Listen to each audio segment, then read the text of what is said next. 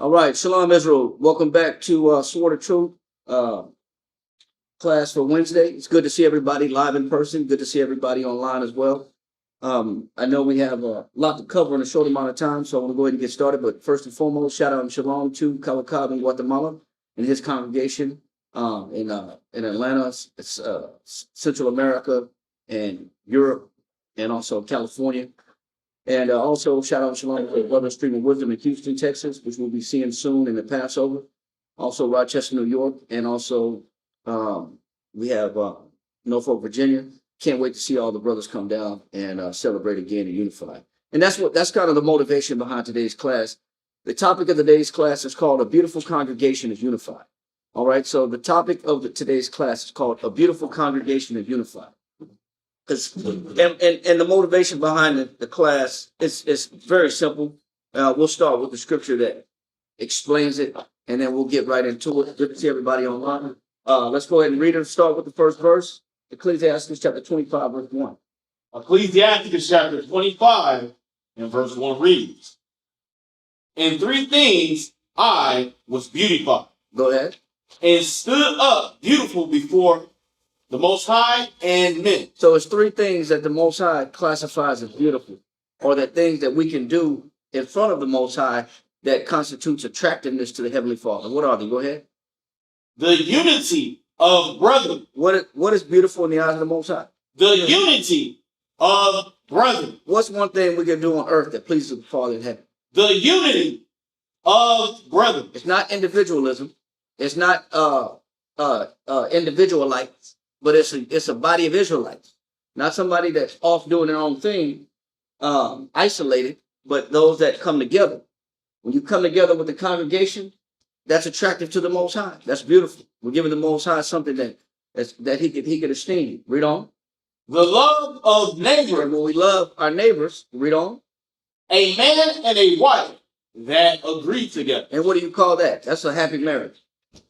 So guess what? When your households are in order and you're happily married and unified as a couple in home, when you got neighbors and people that you socialize with that are in close proximity to you, and you're in good standings with those that are in close proximity to you, that you live amongst, and when you come together as a people, all these things require unity. And all these things, when they happen, the Most High said they're beautiful.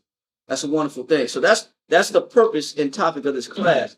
And that's also the intention behind the up and coming Passover. Is to give the Most High what he wants is beautiful. And that's why men are traveling from far and wide and coming together in this year's Passover that we have in Houston. Now, some of us may say, well, we already had Passover. Well, we're going to explain it, why we're doing it this way.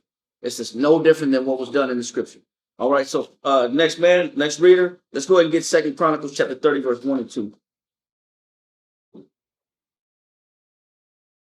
2 Chronicles chapter 30. I'm sorry, give me that my wall in Hebrews 10 and 25. Okay. Hebrews 10 and 25. Yeah, Nagahara already had it. He was already holding. Oh, Yeah, then you get the 2 Chronicles. Read that. Hebrews chapter 10, verse 25.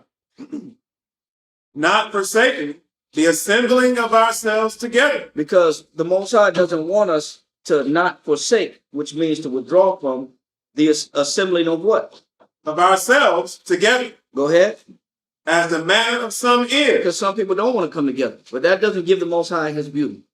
That doesn't put beauty on display in the eyes of the Most High. Some men don't want to come together. Some want to just say, no, I don't have to congregate with anybody. I can serve the Lord by myself. Well, if you think that, then you're one of these individuals that think that you don't have to assemble yourself together. But it says what? Read it again. Not forsaking the assembling of ourselves together, as the manner of some is. Because some people don't believe that they should come together, but that's not us. We believe that we should come together. For one, it's a law. We know in, Deuteronomy 16 and 16? Read that, Deuteronomy 16 and 16, real quick. God. Deuteronomy chapter 16, verse 16 reads, 3 times in a year shall all thy males appear before the Lord thy power. So this is a commandment. Read on. It said 3 times a year. Read. In a year shall all thy males appear before the Lord thy power in the place which he shall choose. What are these mandatory days? Read. In the feast of unleavened bread. Read on. and in the Feast of Weeks, What else? and in the Feast of Tabernacles. And the Feast of Unleavened Bread is also known as the Feast of Passover, because Passover starts the first day, the unleavened bread is the second day, 15th day of the first month. So it's still talking about Passover. You said Feast of Weeks? Feast of Unleavened Bread. It's still talking about Passover. All right. So these are mandatory observations where we're supposed to congregate together. But we just read in Hebrews 10 and 25 that what? Hebrews chapter 10, verse 25. Not forsaking the assembling of ourselves together, So there should nothing be stopping us from coming together. Read on. as the manner of some is, Some people don't agree with this. Read on. but exhorting one another, It says, but we got to encourage one another. Read on. and so much the more, It says, and especially the more, go ahead, as ye see the day approaching. as things are starting to deteriorate both in America and abroad, which should be more motivation to come together. But some people still want to choose to be individuals, which makes no sense. But we have to keep encouraging those that don't see the benefits and the beauty and the power of unity. We have to encourage those to come together. For one, it's mandatory, it's a commandment. For two, it's attractive to the Most High. All right? So we understand that, right? Now let's go ahead and go to 2 Chronicles 31 and 2.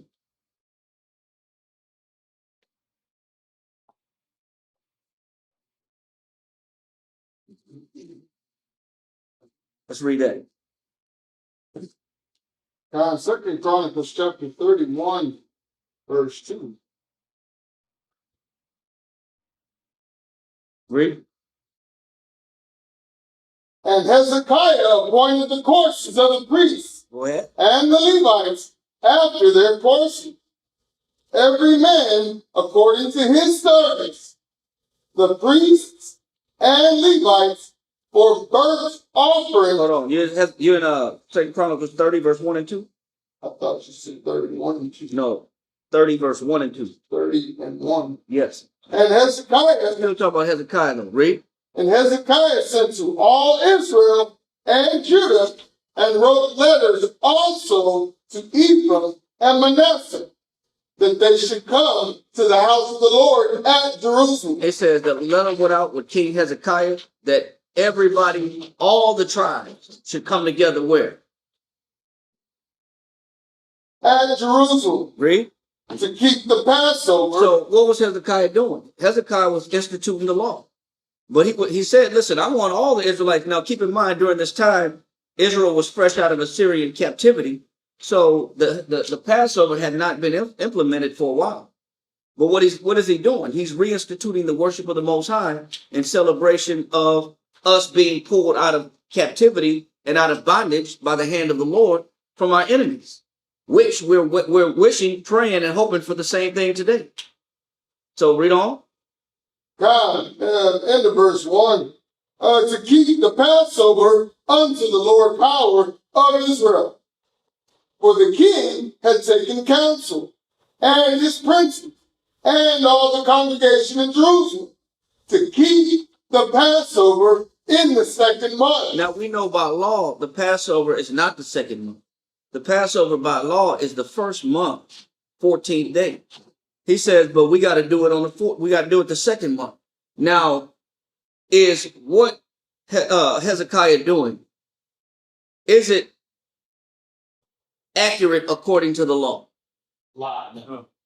If the law says that the Passover is the first month, 14th day, why is Hezekiah saying we got to do it on the second month? You got to turn your phone on. We got to do it on the second month. Read.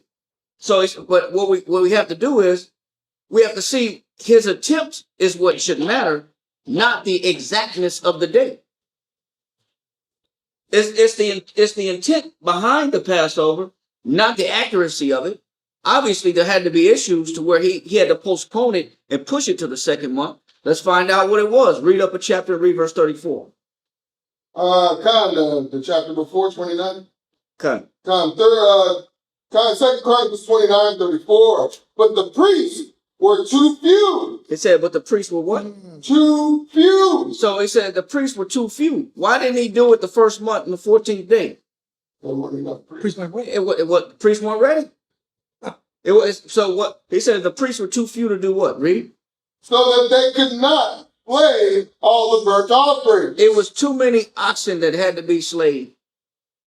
in order to observe the Passover by a handful of priests. It was too many animals to kill. The handful of priests wasn't enough to kill all the animals necessary to feed the whole congregation of Israel, coming from all 12 tribes. They didn't have enough manpower. So what did Hezekiah have to do? He had to buy some time. So he had to buy some time and push the Passover back because it wasn't enough people to observe it to do the job that was required to feed that many people. Read. God, wherefore their brethren, the Levites, did help them. It says, so they needed help from the Levites. Read. Till the work was ended. Read. And until the other priests had sanctified themselves. And the priests weren't clean enough. They hadn't gone through a ritual of sanctification to be purified to perform the Passover. So certain things had to be postponed and had to be pushed back to celebrate the Passover. Because some of us may say, well, y'all already had Passover. Passover already happened a month ago.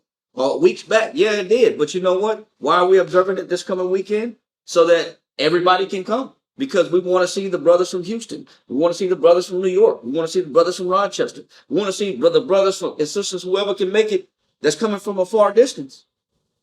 So because we want to see them, we want to make sure it's put in a day where everybody can attend and it makes the most sense.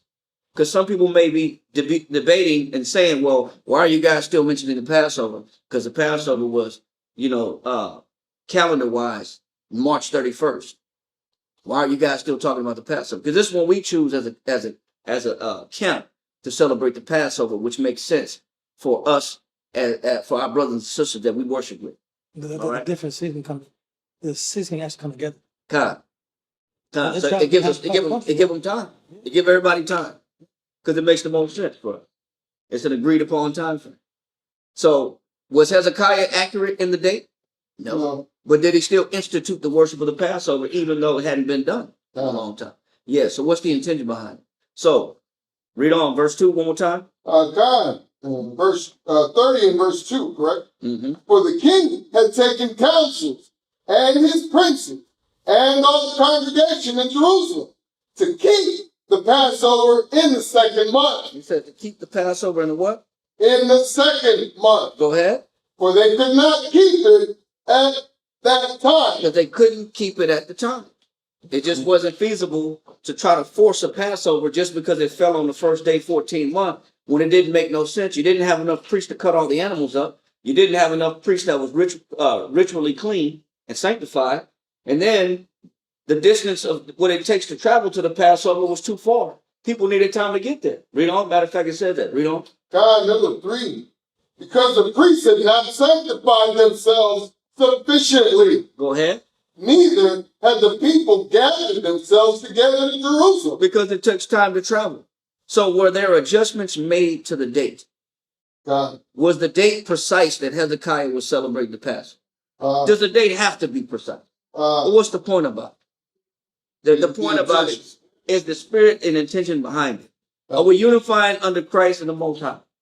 Are we coming together and assembling ourselves together? Are we giving the Most High what he constitutes as beautiful, which is us unifying together? Because that's what it is. So for anybody debating the time and the dates, we already have scriptures to show that it's not about the date of the Passover so much as it is about the mind frame of the people that's attending the Passover and the spirit that they're coming in. Make sense? Keep reading. God, verse 4. And the thing pleased the king and all the congregation.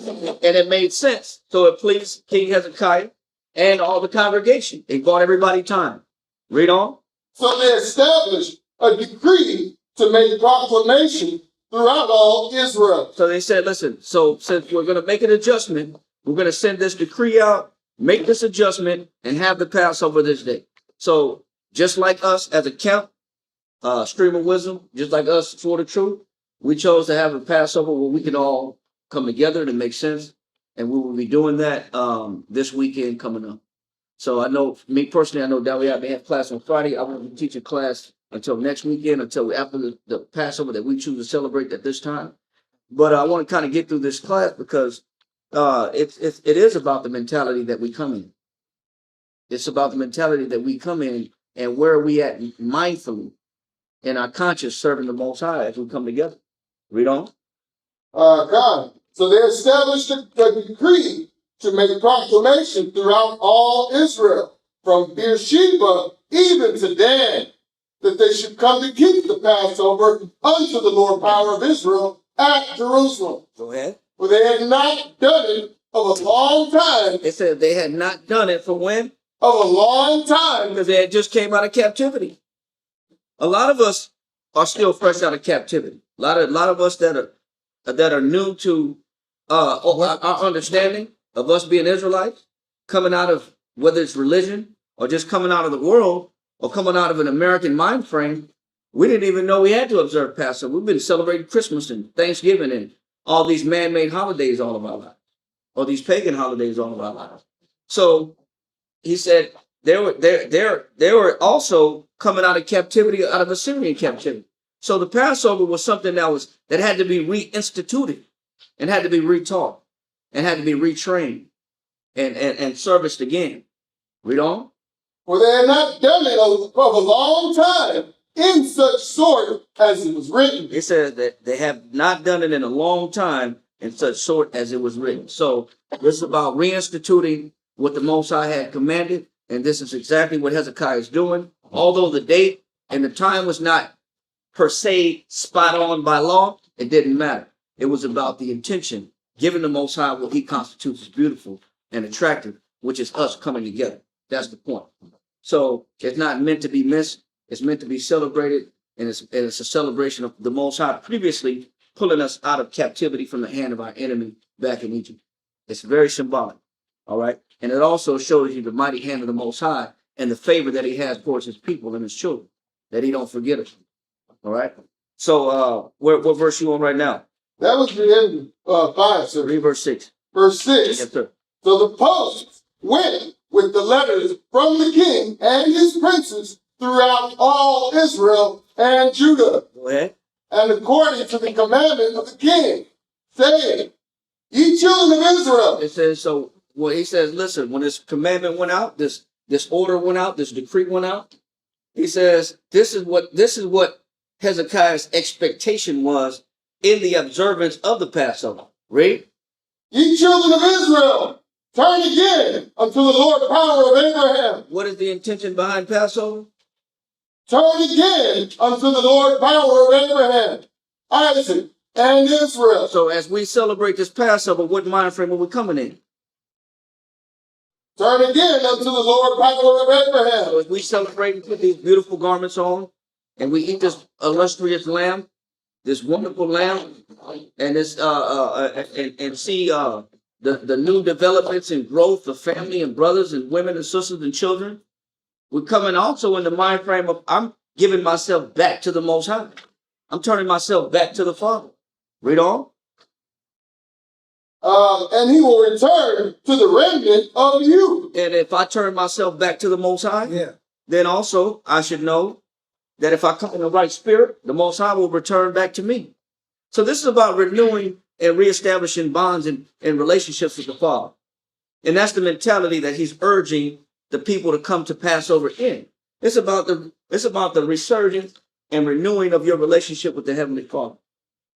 Making it new again. Why is that important? Jeremiah 3:14. Yeah, hold that.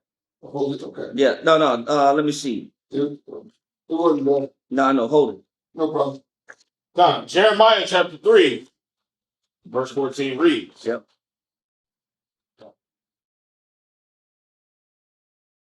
Jeremiah chapter 3 and verse 14 reads, turn, O backsliding children. He said, turn on what? Backsliding children. He said, why is this important that we renew our relationship with the Most High? He says, because the Most High knows something about us. We tend to do what? Backslide. We tend to backslide. What does that mean to backslide? Correct. You got the definition of backslide? All right. What does it mean? Because the Most High understand our tendencies. We have the tendency to backslide. What does that mean? Backslide. 1828 Webster Dictionary says Just read what you to got. fall off. It said what? To fall off. What do we have the tendency to do? To fall off. Some of us fall off from the Lord. Some of us have already fell off from the Lord. Some of us don't know it. And it's going to explain it, how backsliding is described as it's something that you could have done and not even know you've done. You could have been slipping from the Most High and fell off from the Lord thinking that you were in the Spirit. Read. To apostatize. To apostatize means to deviate and abandon. Read on. To turn gradually. To turn what? To turn gradually. So some of us have turned from the Lord, but turn how? Gradually from the Lord. Some people think Satan just won't pop up with a little red suit on with a pitchfork. Hi, I'm Satan. I got you. You belong to me now. No, some of us have been turning to Satan slowly. Wow. Not quickly. Not quickly, slowly, gradually. Some of us have been slipping to the grips of Satan unknowingly. Read on. It says to turn gradually from the faith. From the what? From the faith. Read on. And practice of Christianity. Read on. It says one who neglects his vows. It said one who neglects his what? One who neglects his vows. So now what are you reading in Jeremiah 3:14? One who neglects their vows. No, read Jeremiah 3:14. Turn, O backsliding children, saith the Lord. Why? For I am married unto you. What vow are we talking about? Married unto you. What vow are we talking about that men and women turn away from? Vow. The vow of marriage. But married to who? Unto the Most High. Yeah, some of us have become bad spouses to the Lord. You know why we become bad spouses to the Lord? The Most High is no longer priority. Or the Most High has never been priority. I've been a bad wife to the Most High because he's never been priority in my life. Or he was once priority and now he's no longer priority in my life. I got other things that are more important than my relationship with the Father. What do you call that individual? That person as a backslider. When the Most High is no longer the premier thing that that I show allegiance to and I have allegiance for, is my relationship with the Most High, I've started to backslide.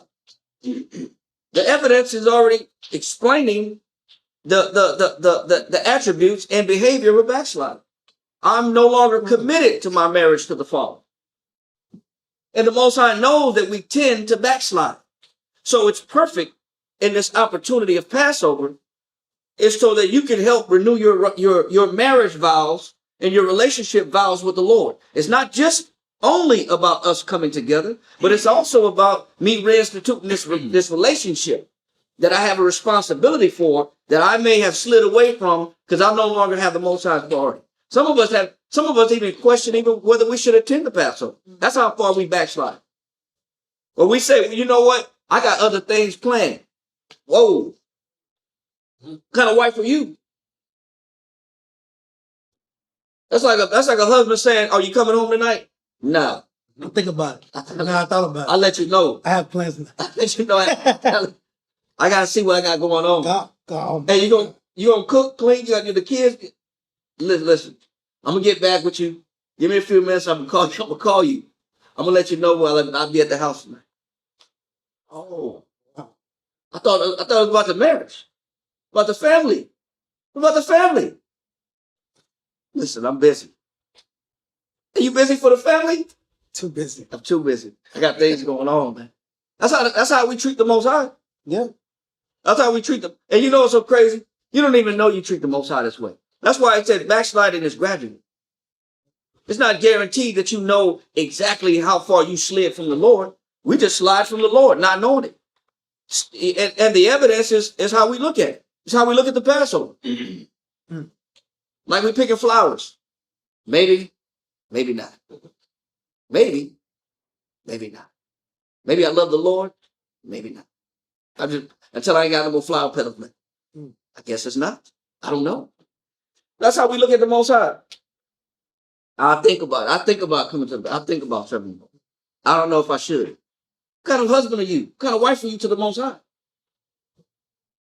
Are you seriously putting something else as priority over your relationship with the Father? Then it's obvious that you slid. You just didn't even know you slid. Read that again.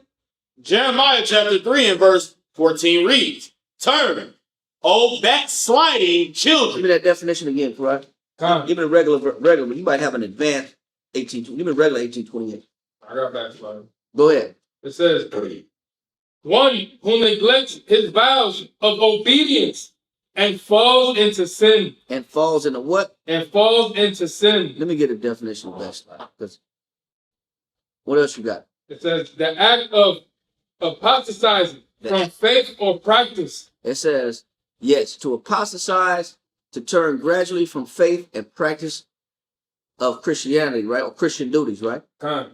So basically what a person is doing, a person is falling off and don't even know they're falling off. Because I have the definition is to become insensible. Yeah, I got it right. You got it? Yes, sir. Read it. A falling insensibly. That's what I got. I got a falling insensibly. What does it mean when you fall insensibly? Sensitive meaning you feel it. You have feeling. Insensible is when you don't have feeling. Meaning unknowingly we fall away from the Lord and we're unconscious of our detachment from the Father. A lot of us have unknowingly detached ourselves from the Most High, not realizing, without being conscious that I'm no longer showing allegiance to my marriage vows to the Most High. And that's all the Most High keep asking for. In Jeremiah 3:14, he's asking you for you to rekindle your vows. Come back and be married again and make him priority. Read it again.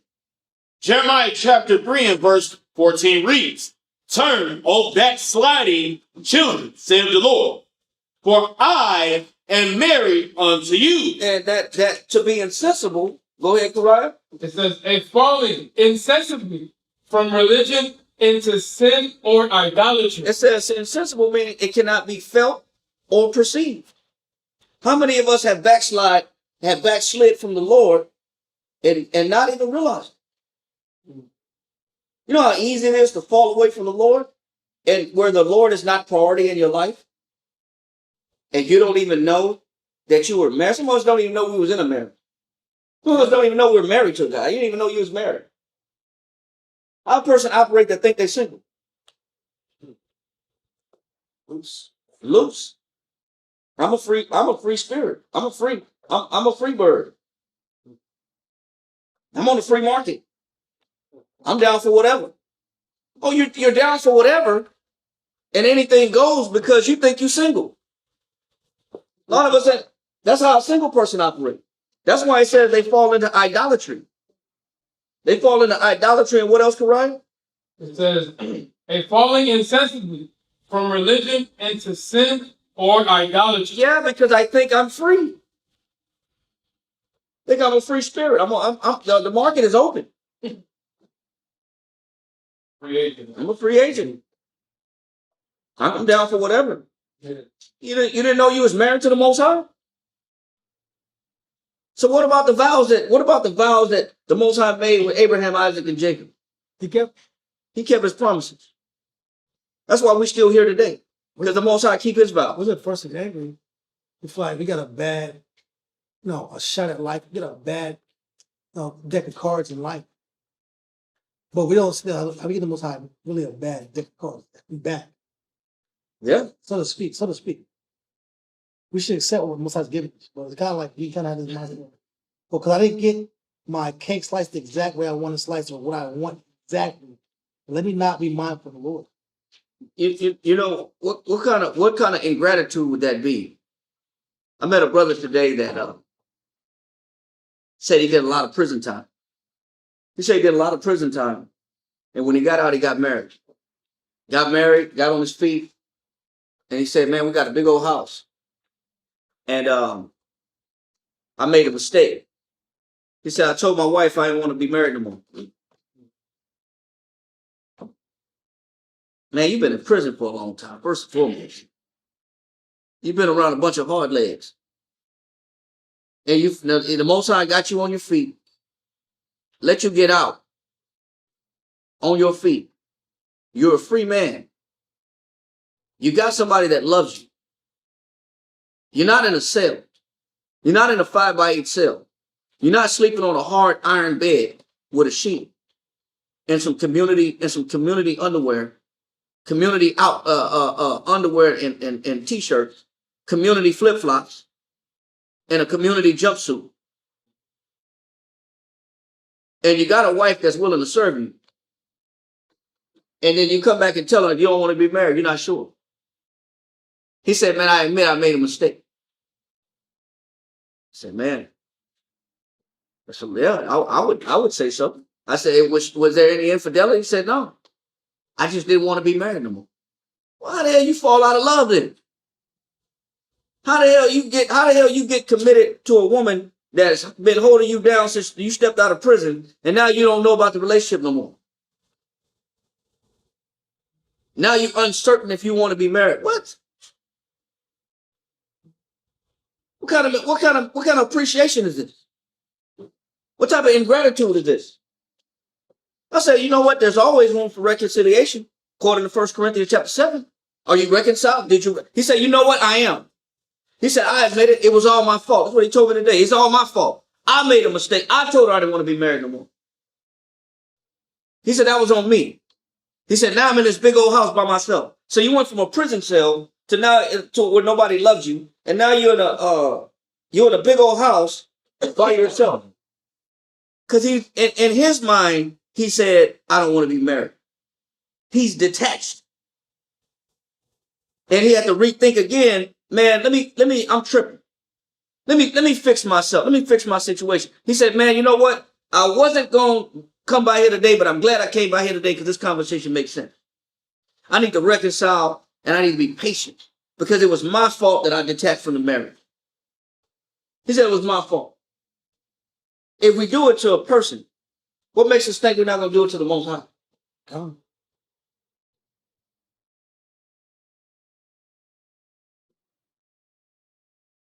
And he told me shalom too. He was a Jake dude.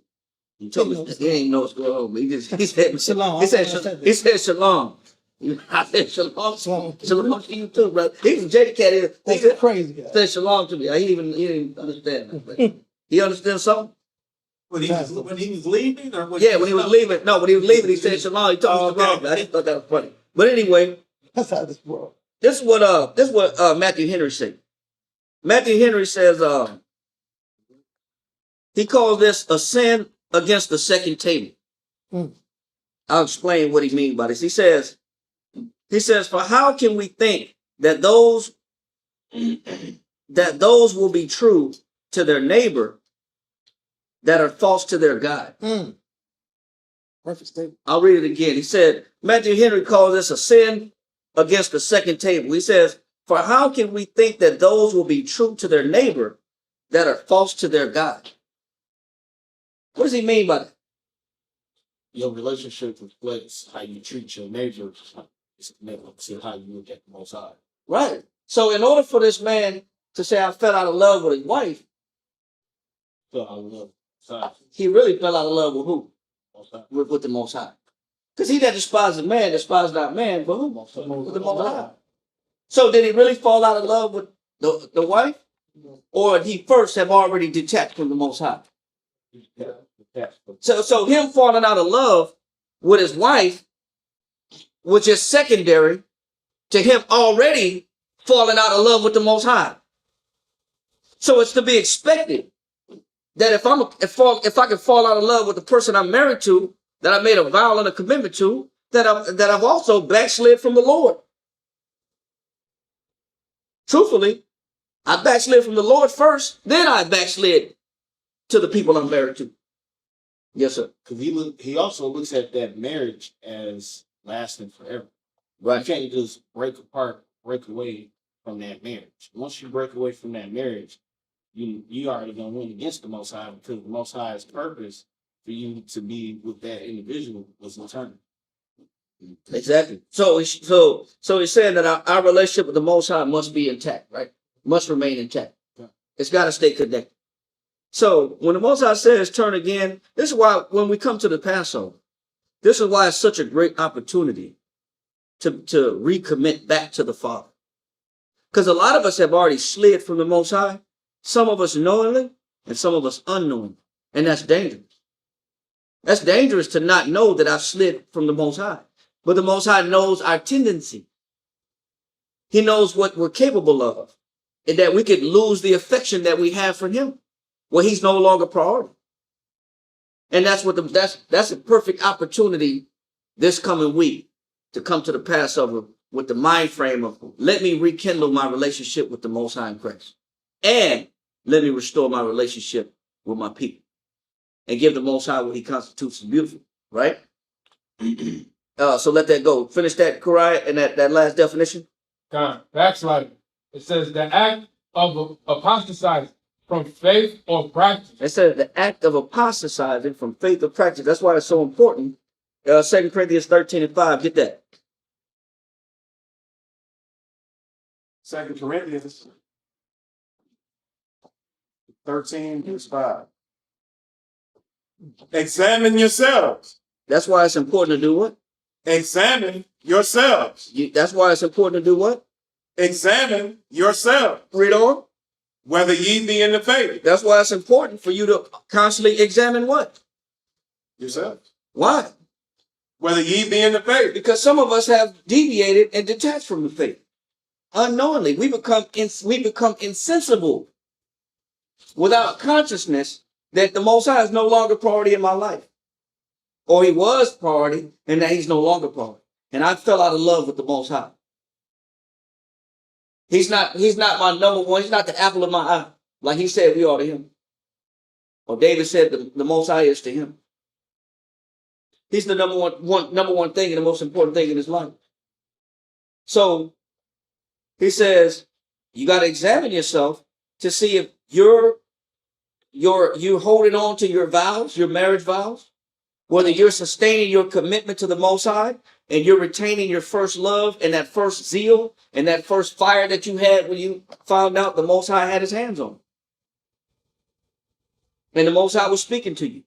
And the Most High loves you. And the Most High wanted to restore a relationship again. So I gotta look and see if I'm just as committed as I've always been, or what is the estate of my relationship with the Father. I gotta constantly make sure that I'm examining that. Read on. Examine yourselves, whether ye be in the faith. Prove your own self. They said what? Prove your own self. Man, I gotta make sure, I gotta put my relationship to the test. Is the Most High number one? I gotta keep asking myself that. What am I putting over the Most High? Did I put my pleasure over the Most High? Did I put something tangible, physical? Did I put something sensual, earthly? Did I put possessions? Did I put covetousness over the Lord? Did I put what I want to get done or something that I want to happen as being priority over what he wants from me as a man or woman? I got to keep looking and asking myself, where am I at with the Most High, man? Is the Most High still my number one focus? Or have I let something else pull me and detach me from him? Yes, sir. I was thinking about, I was like, some people would be like, when I walked away from that person, I did not walk away from the Most High. So I'm still going to study. I'm still going to go to class. I just don't want to. I'm walking away from that person. But she said when you do that, you're walking away from the Most High. So I'm like, Yeah. is it possible to walk away from that person and not walk away from the Most High? Yeah. What if he or she ain't living right? What if they just don't comply when you tell them? You know what I mean? Well, it depends, because it's still a test. That's why he said what? Examine thyself whether what? Whether ye be in the faith. Read on. Prove your own self. What is to prove something? What does that mean, to prove something? Put it to the test. Proof is to test something, to test the quality of. So when you look at what did Paul say in Hebrews 10 and 35? Read Hebrews 10 and 35. What did Paul say in Hebrews 10 and 35? Hebrews chapter 10, verse 35.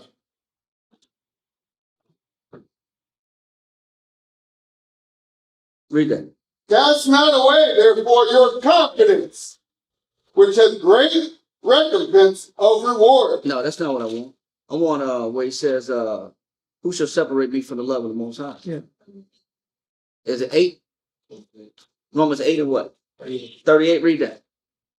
Romans 10. Romans chapter 8, verse 38. Read that. For I am persuaded that neither death, nor life, nor angels, nor principalities, nor powers, nor things present, nor things to come, nor height. No, it's 35. It's 35. It's Romans 8:35, not 38. That's he's explaining he's not letting nothing come in between his relationship with the Most High. God, 35. Who shall separate us from the love of Yahushua? Am I going to let a bad relationship come in between my relationship with the Father? You know what the Most High, you know what the Most High is doing? He's testing the quality of our commitment to Him based upon how we deal with each other. You know, Christ already gave us the answers on how to deal with somebody that stands contrary to us. He explained that in Matthew chapter 5 when he says, love your enemies. Pray for them that despitefully use you. So he already gave us the answers on how to cope with somebody that's contrary with me. So if I say, well, I'm not coming around because of that individual, then I'm letting that individual, I'm showing, I'm telling the Most High that I don't have what it takes to keep locked into you. I'm letting somebody come in between our relationship. And I'm letting somebody stand between us. So should somebody that stands in opposition to me stop me from coming around? No. Because we don't get along? No. Because we don't see eye to eye? No. Read on. God, shall tribulate us. Who shall separate us from the love of Yahushua? Shall tribulation? Hard time? Some issues that I have? What else? Or distress? Somebody giving me distress? Distress, stressing me out? Distress is to stress you. What else? Or persecution? Or somebody always blaming me for something? And I'm always guilty in this person's eyes? Should that stop me from coming around? Should that stop me from being in these seats? No. You know, truthfully, there is no excuse. Nothing's going to stop you from coming together. Nothing's going to stop you from fellowshipping. And nothing's going to stop you from paying your vows, your marriage vows to the Most High. Because that's what the Most High, the unity of the congregation, that's why we read the very first verse. That is the beauty. That's what the Most High finds attractive. I'm giving him his pleasure. Read on. Or famine? Go ahead. Hard times. My money's low. Read on. Or nakedness? Man, I don't got it. I ain't have the outfits to come to class. Some people actually have said, I don't have dresses, so I can't come to class. I ain't got no dresses. We've actually heard that before. I don't have a head wrap, so I can't come to class. And I don't have the outfits. I don't have a dress, so I can't come to class. People have actually said that. When I've seen sisters just do this. Just cover the head. Give what the Most High gave you naturally. Just, you ain't got it, do this. What's the point? Is the point that you need a head wrap or the fact that your head's still covered? Read on. Or peril? Danger. Read on. Or sword? Read on. As it is written, for thy sake we are killed all the day long. So Paul is convinced. The question is, are we convinced? Paul is already convinced that nothing's going to stop him from Christ. The question is, we got to examine ourselves, whether we're in the faith, are we letting something stop us from coming around? Fellowship. Are we making excuses why we're not participating? While we're not fellowshipping and assembling ourselves together, being amongst each other? Are we making excuses? That's the question we got to ask ourselves. Paul already convinced. I ain't nothing going to stop. We got to make sure that we're convinced. We're persuaded. So let that go and go back to what was that before. 2 Corinthians chapter 13, verse 5. Mm-hmm. Examine yourselves, whether ye be in the faith. Prove your own selves. Know ye not your own selves, how that Christ is in you? He said, don't you know that who's in you? Christ is in you. So you should be able to overcome everything. Nothing should stop. Read on. Except ye be reprobated. A reprobate is just somebody that's abandoned to sin. Read on. Verse 6. But I trust that ye shall know that we are not reprobated. It's not too late for us. We're not abandoned to sin. So Christ being in us is enough to sustain us and keep us around each other and not let some simple issues or circumstances or hostilities stop us from fellowship. There's no excuse. Finish that what you got on mind in 2 Chronicles 30 and verse 6. Time. 2 Chronicles 30 and 6. So the post went with the letters from the king and his princes throughout all Israel and Judah, and according to the commandment of the king, saying, Ye children of Israel, turn again unto the Lord power of Abraham, Isaac, and Israel, and he will return to the remnant of you. So if we return to the Most High power, if we come into this Passover with the mentality that we're going to execute the beauty of the Lord, we're coming in unity, we're coming in harmony, we're coming in fellowship, we're coming in assembling ourselves together, and we're coming back in the mind frame to renew our marriage vows with the Most High. This is the mentality that we should be coming in this week to the Passover. It's about me rekindling my fire back with the Father. Because I may have backslid and didn't even know it. Been unconscious. Go to 2 Kings chapter 23 and start at verse 24. No, give me 2 Kings 23, start at verse 15. 2 Kings chapter 23 and 15. Really, oh man. Man, we really want to start up. Because this is a great point in what Josiah is doing. Let's start up. 2 Kings chapter 23. Just read fast, bro. Start at verse 4. 4. Mm-hmm. 2 Kings 23 and 4. Just bear with the reading. Don't fall asleep. Lock your mind and listen on what you're hearing. It's a lot of reading, but stay attentive and focused on what you're reading, because there's a point to it. Read. And the king commanded Hilkiah, the high priest, and the priests of the second order, and the keepers of the door, to bring forth out of the temple of the Most High all the vessels that were made for Baal. So this is when Josiah became king, and he said he brought all the idolatrous material that was made in the worship of Baal. Read on. And for the grove, and for all the hosts of heaven. Now the grove is where the idolatry was done. That's where the altars were erected in worship to these idols. This is where the incense was being burned, and this is also where the temple prostitutes performed their rituals in the groves as well. And this is also where you had the worship of body parts on full display in the groves, and the exercising with those body parts, those objects made of wood and stone, and the pleasure parties that go along with the temple of Baal and the worship of him was going on in the groves. Read on. God.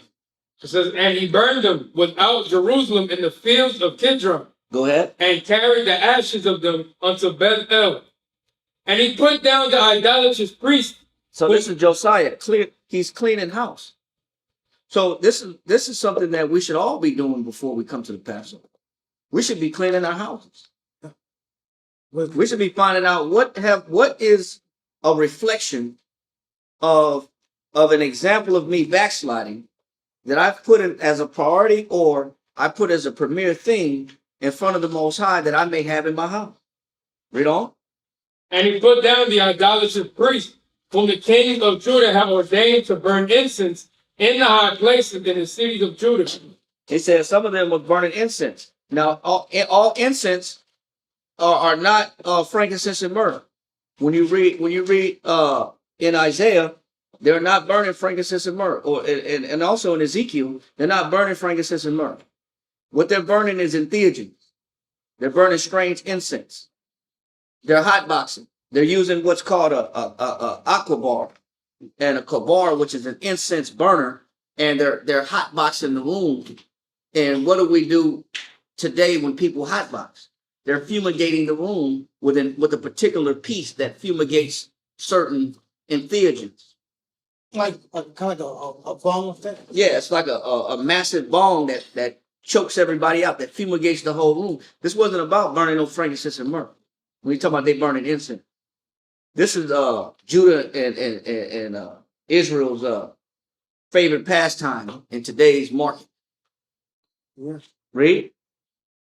God. It says, and in the places round about Jerusalem, them also that burn incense unto Baal, to the sun, and to the moon, and to the planets, and to all of the hosts of heaven. Read on. And he brought out the grove from the house of the Most High, without Jerusalem, unto the brook Kidron, and burned it at the brook Kidron, and stamped small to powder, and cast the powder thereof upon the graves of the children of the people. Go ahead. And he brake down the houses of the Sodomites. And he got rid of the what? The Sodomites. The houses of the Sodomites. So he got rid of that LGBTQ population. That element. People, men and women that burn in their lust. Like Romans chapter 1, verse 25 say that do things unseemly. So he got rid of the house of the Sodomites. What else? It says, that were by the house of the Most High, where the woman wove hangings for the grove. And these women wove hangings for the grove. What were these women weaving? Phallic symbols. Read on. And he brought all the priests out of the cities of Judah, and defiled the high places where the priests had burned incense, from Geba to Beersheba, and break down the high places of the gates that were in the entering in of the gate of Joshua, the governor of the city, which were on a man's left hand at the gate of the city. Nevertheless, the priests of the high places came not up to the altar of the Most High in Jerusalem, but they did eat of the unleavened bread among their brethren. Read. And he defiled Topheth, which is in the valley of the children of Hinnom, that no man might make his son or his daughter to pass through the fire to Molech. So he destroyed the altars of Molech. And Molech was the sacrifice of your children. Throwing your children in a burnt statue, a brazen statue in his hands that had a fire pit at the feet. And you commit your children to this sacrifice in the hopes of prosperity. Read on. And he took away the horses that the kings of Judah had given to the sun, and at the entering in of the house of the Most High, by the changer of Nathan Melech, the chamberlain, which was in the suburbs, and burned the chariots of the sun with fire. Read on. And the altars that were on the top of the upper chamber of Ahaz, which the kings of Judah had made, and the altars which Manasseh had made in the two courts of the house of the Most High, did the king beat down and break them down from thence, and cast the dust of them into the brook Kidron. And the high places that were before Jerusalem, which were on the right hand of the mount of corruption, which Solomon the king of Israel had built for Ashtoreth. And he says Solomon had temples that were still there. Ahaz had temples that were still there. Manasseh had temples that were still there. What did Josiah do when he became king? He cleaned house, man. He cleaned house. And a lot of us haven't done that yet. A lot of us have remnants of idolatry, of things that we put in more important than our relationship with the Most High. Whether it be drugs or alcohol or cigarettes. Some of us still have remnants of these things that are still more important to us than our relationship with the Father. We ain't clean house.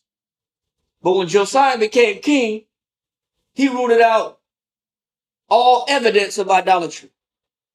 Any type of incense that was burnt, any type of idol, any type of alternative belief system, any type of pastime that wasn't the Most High.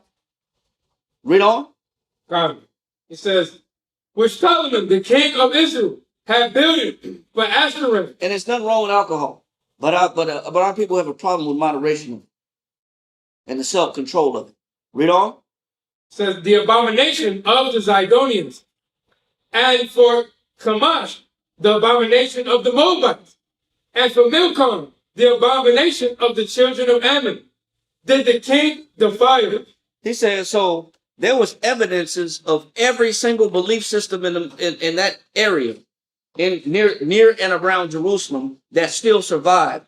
And Josiah went and eradicated all forms of idolatry from Israel and from the surrounding nations.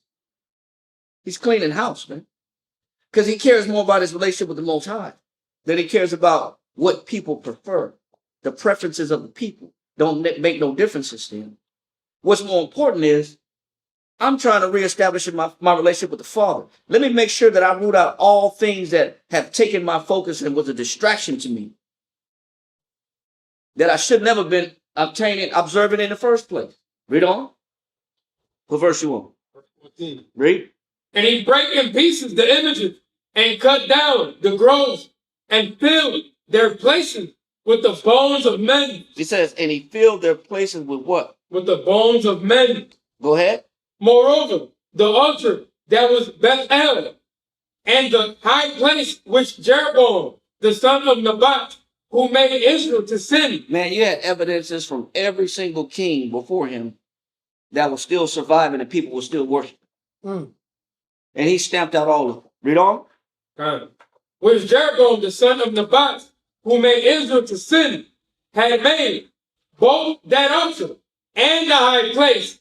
He brake down and burned the high place, and stamped small to powder, and burned the grove. And as Josiah turned himself, he spied the sepulchres that were there in the mount, and sent and took the bones out of the sepulchres. He said, even the idolatrous priests and kings before him that had worshipped other gods, he said he took their bones and did what? He says, and took the bones out of the sepulchres and burned them upon the altar, and polluted it according to the word of the Most High, which the man of the Most High proclaimed, who proclaimed these words. So it was written 300 years before Josiah was born that a king was going to come and burn these false idolatrous priests' bones. And you can read that in 1 Kings chapter 13, read verse 1, next reader. And then Karai, come back to this. Verse 13? Yes. Chapter 13, right? Yep. Okay. Well, what verse? Verse 1.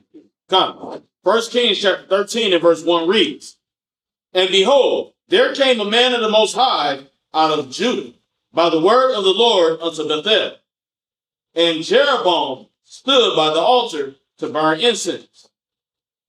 And he cried against the altar in the word of the Most High, and said, O altar, altar, thus saith the Lord, behold, a child shall be born unto the house of David. He says a child shall be born of the house of what? David. This was 300 years before Josiah was even born. Read on. Josiah by name. He said, and he told him the baby's name 300 years before he was born. He said, a child gonna be born by the name of Josiah. 300 years before Josiah was born. And it was told to them that what? Behold, a child shall be born unto the house of David, Josiah by name. And upon thee shall he offer the priest of the high places that burn incense upon thee, and men's bones shall be burnt upon them. He says, everybody that worship these idols, all y'all bones are not going to lay at rest. He's going to take y'all bones, even in death, and he's going to take your bones and burn them on this altar. That's how much the Most High despises idolatry. He's not even going to let your bones rest. He said that the child going to be born by the name Josiah. Read on. They got a preview. Read on. Come. And he gave a sign the same day, saying, This is the sign which the Lord hath spoken. Behold, the altar shall be rent, and the ashes that are upon it shall be poured out. He said, and this is the sign. When you see this, know that this prophecy is complete and has been fulfilled. Now go back to where you left off, correct? 2 Kings 23 and 17. Then he said, what title is that I see? And the men of the city told him, it is the scepter of the man of the Most High. He said, it is the grave or the sepulture of the man of the Most High. Read. Which came from Judah. Read. And proclaimed these things that thou hast done against the altar of Bethel. He says, this is the prophet's sepulture. This is his headstone. This is his gravesite that predicted that you would come and be born and do what you're doing right now, destroying all the idols. This is the prophet that preached your coming 300 years before you were born and said you were going to do exactly what you're doing now, cleaning house. So what did Josiah say to do with his bones? Read. And he said, let him alone. What did he say to do with that prophet's bones? Let him alone. Leave that man's bones in there. That was a man of God. Because that man knew that the Most High had me born at this time, at this day and age, to clean house. That's what Josiah is saying. He knew that was confirmation that that man preached my coming, and my job is to clean house. Just like everybody's job that's hearing this word today. It's your job to clean house. So if you have incense, if you have idolatrous forms of practice of worship that's alternative and that's disgusting in the eyes of the Most High, whether it be drugs or alcohol or whatever it is that you can't control, you need to clean house. Because that's what you're born for. He said the things written aforetime was written for what? So you got to clean house. Read on. And he said, let him alone. Let no man move his bones. He said, don't nobody touch his bones. Read on. So they let his bones alone with the bones of the prophet that came out of Samaria. And all the houses also of the high places that were in the cities of Samaria. So not only in Judah, because Solomon had temples there, Ahaz had temples there, but even in the northern kingdom, they had temples there. Samaria especially, they had high places. Read on. That Jeroboam erected. Read on. God.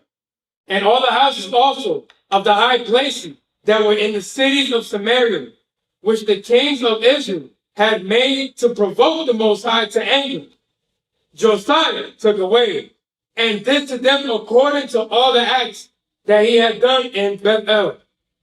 And he slew all the priests of the high places that were there upon the altars, and burned men's bones upon them, and returned to Jerusalem. Read.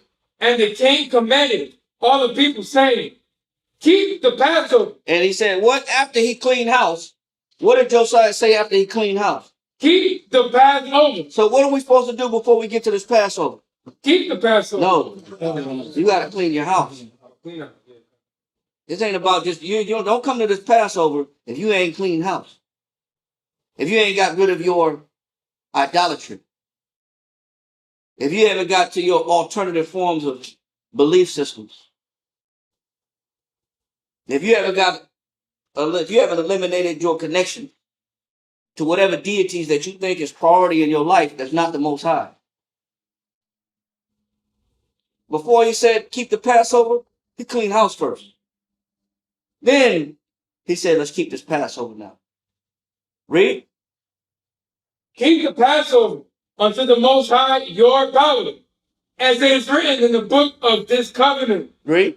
Surely there was not holding such a Passover from the days of the judges that judged Israel. It says that Passover was special that Josiah kept.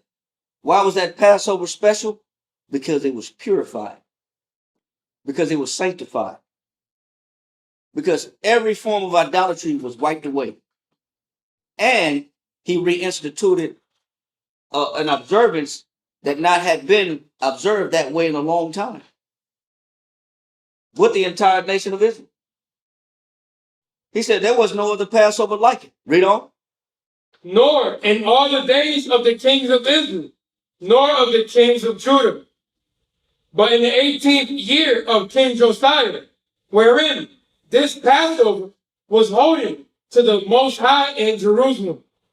Moreover, the workers with familiar He spirits said, and not only that, he sought even deeper to make sure he eliminated anybody that had a familiar spirit. So it wasn't just the idol worshippers, it wasn't just the temples, it wasn't just the groves, it wasn't just the previous forms of worship, it wasn't just the incense burners. He said it was the sorcerers, the magicians, the necromancers, spirit mediums, the witches. Read.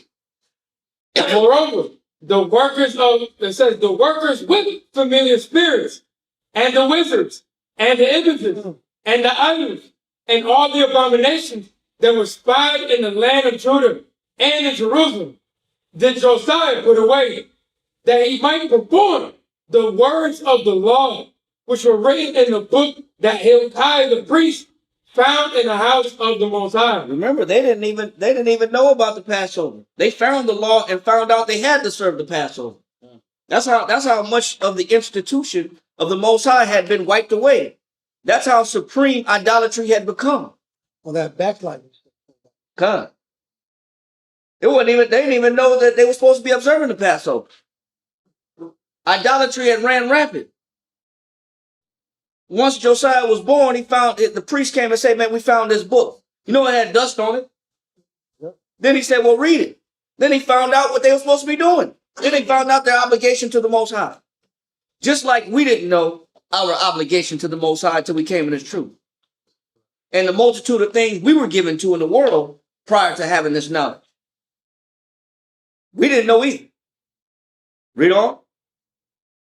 It says, and like unto him was there no king before him that turned to the Most High with all his heart. It says Josiah turned to the Lord with what? With all his heart. So what is the scripture asking us to do before we come to this Passover? Turn to the Most High with what? With all his heart. So as you get ready to put on these garments and go to the Passover, clean house, and come back to the Most High with all your heart. Think about this Passover as a fresh start. Think about this Passover as a renewed opportunity to start over with the Most High. If you've done, each and every one of us, which we're guilty of doing all these things in opposition to the Most High's knowledge, wisdom, and understanding, and His laws and statutes. We've been very deviant and rebellious and indecent in our servitude to the Lord. And if you can recognize it, clean your house up and come back to this Passover with an idea of being renewed. I'm renewing my vows with the Most High, my marriage vows with the Most High. I'm using this opportunity as a fresh start. I want to start over with the Lord. I made a lot of mistakes. Because that's what Josiah's doing. Read on. It says, and like unto him was there no king before him that turned to the Most High with all his heart and with all his soul and with all his might, according to all the law of Moses. Neither after him arose there any like him. So he was constituted as one of the great ones. You know, it was Josiah, David, and who else? Hezekiah was the three that stood out as being the gold standard of faith. Because they put away everything and made the Most High priority. Out of all the kings, it was only 3.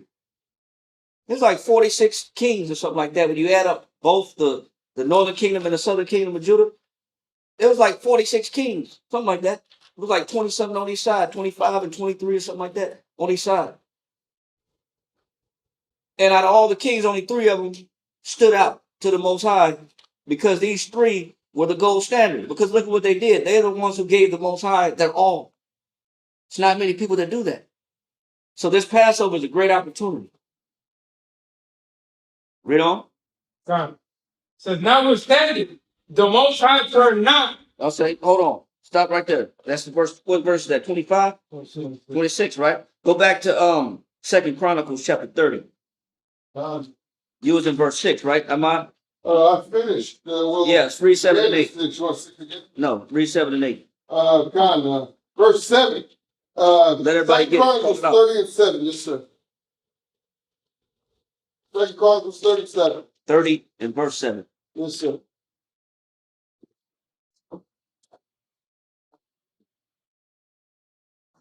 He says, so read verse 6 one more time. God, verse 6. So the post went with the letters from the king and his princes. So this is Hezekiah instituting a law that we need to keep the Passover. Read.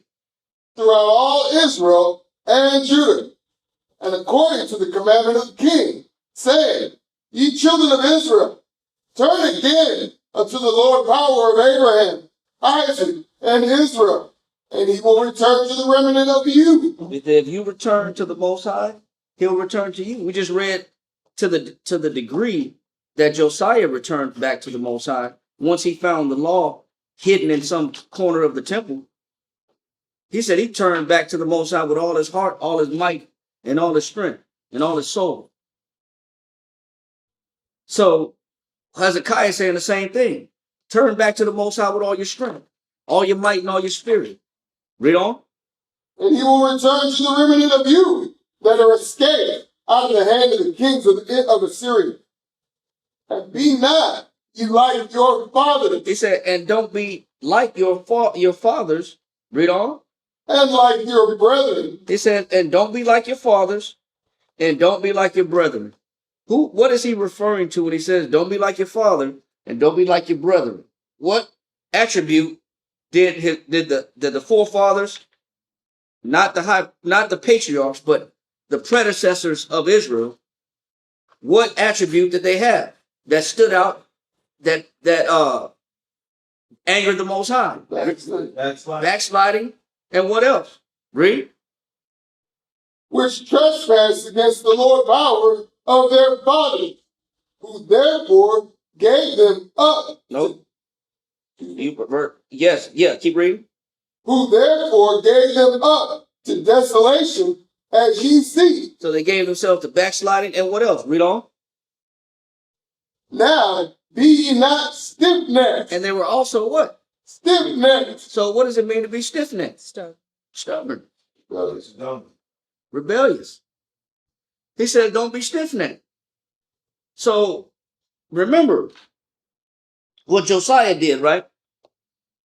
Well, what we don't realize is being stiff-necked is still equated to something. When you go to 1 Samuel 15 and 23, what does it say? Next brother. 1 Samuel chapter 15, verse 23. For rebellion is as the sin of witchcraft. Remember, what did Josiah do with all the sorcerers? What did he do with the witches? What did he do with the mediums? The necromancers? He got rid of them. He cleaned house, right? Yeah. So guess what? If you come to the Passover, you may not be indulging in spiritual witchcraft. You may not be a spirit medium. You may not indulge in palm reading and reading bones or astrology. But you can still be defiled and looked at as a witch or a sorcerer if you come to the Passover. How? For rebellion. Stiff-necked. We're just as unclean as a witch or a sorcerer. If we're coming to the Passover, well, what type of mind frame? A stubborn mentality. You're still stubborn. He said rebellion is as what? For rebellion is as the sin. Of what? Of witchcraft. So am I no different than a witch or a sorcerer if I'm stubborn coming into the Passover? No. Listen, Josiah got rid of the witches. He cleaned house. Then he said, listen, man, then we're going to celebrate this Passover. I can't come to the Passover stubborn also. That means there's one more thing we got to root out besides our vices and our pleasure. Alongside our vices and our pleasure. You know what that one element is that men don't consider that got to be removed before they come into this Passover? Right. Their rebellion. Their stiff-neckedness. The fact that they don't do what they're told. I'm equivalent to a witch or a sorcerer if I'm this kind of individual that can't take instruction. Like being a wizard. And I see the parallel. Because a wizard's dead set on being a wizard, regardless. A witch is dead set on being an alternative witch, regardless. Yeah. Even the house of the Sodomites, they're just dead set on the direction they're going to go with their life. And the nature is manipulating circumstance to get their way. That's what rebellion is. I'm going to get my way regardless. I'm going to find a way to do what I want to do without suffering the consequence, or regardless of said consequence. Against the scriptures and against counsel and against all my directions. I'm going to be me regardless. I'm going to do me. I'm going to do me. The me that you do is just take your pick. You want to be a liver guy? You want to be a star reader? You want to sit here and read a crystal ball? Pick your media. The spirit's the same. Yep. I still don't follow. It's the same spirit. You know, I still don't do what I'm told. One got a magic wand. One sit here just praying and chanting all day and killing chickens. What's the difference? It's just a different practice, but it's the same root spirit. I'm not going to do anything that I'm directed to do. I'm going to be me and do what I want to do regardless. I can see why it's connected with that witchcraft spirit. It's the same. It's equivalent. Read on.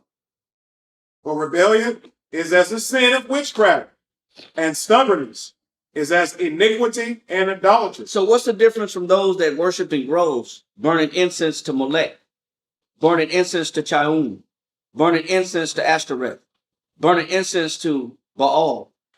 What's the difference from all those that worship and practice in built high places and burn incense in the mountains from a person that don't listen, don't follow, don't do what they're told, and you can't give them instruction? Nothing. It's the same thing. So yeah, we might not be coming to Passover with a potion or a tincture or a rabbit's foot in our pocket. But we are coming to Passover with what? Stubbornness, rebellion, can't listen, I can't follow, I can't receive instruction, I can't be taught, and I can't be told nothing. That's just as bad as you performing some type of sorcery. They go together. They're just as bad. So before you just clean out your vices, you're not all the way clean until you clean out your rebellion. So think about, as you meditate upon cleaning house, think about how you didn't listen to counsel. Think about how you didn't do what you were told. Think about all the advice you were given that you said no thank you. Think about all the things that were told to you to change and you made no changes. Don't just eliminate that. Oh yeah, no, I just got rid of my, I had my vape, I like my vape pen. I threw my vape pen in the trash, and now I threw my vape pen in the trash. Now I'm ready for Passover. What about your rebellion? What about your stubbornness? What about your hard-headedness? What about the fact that nobody can tell you what to do? Did you think about that too before you came into the Passover? Or you want to bring that in because that's just as bad as a wizard? Jump up a little bit in 1 Samuel chapter 15, start at verse 10. Verse 10. Then came the word of the Most High unto Samuel, saying, It repenteth me that I've set up Saul to be king. What did the Most High say? It repenteth me that I have set up Saul to be king. Man, the Most High checked himself and said, man, I might have made a mistake. I should have never put Saul as king. Because what would make the Most High said he was a bad choice? He don't do what? He don't listen. He don't follow instructions. We don't want to be those individuals where the Most High said, man, I repent putting this guy on this earth.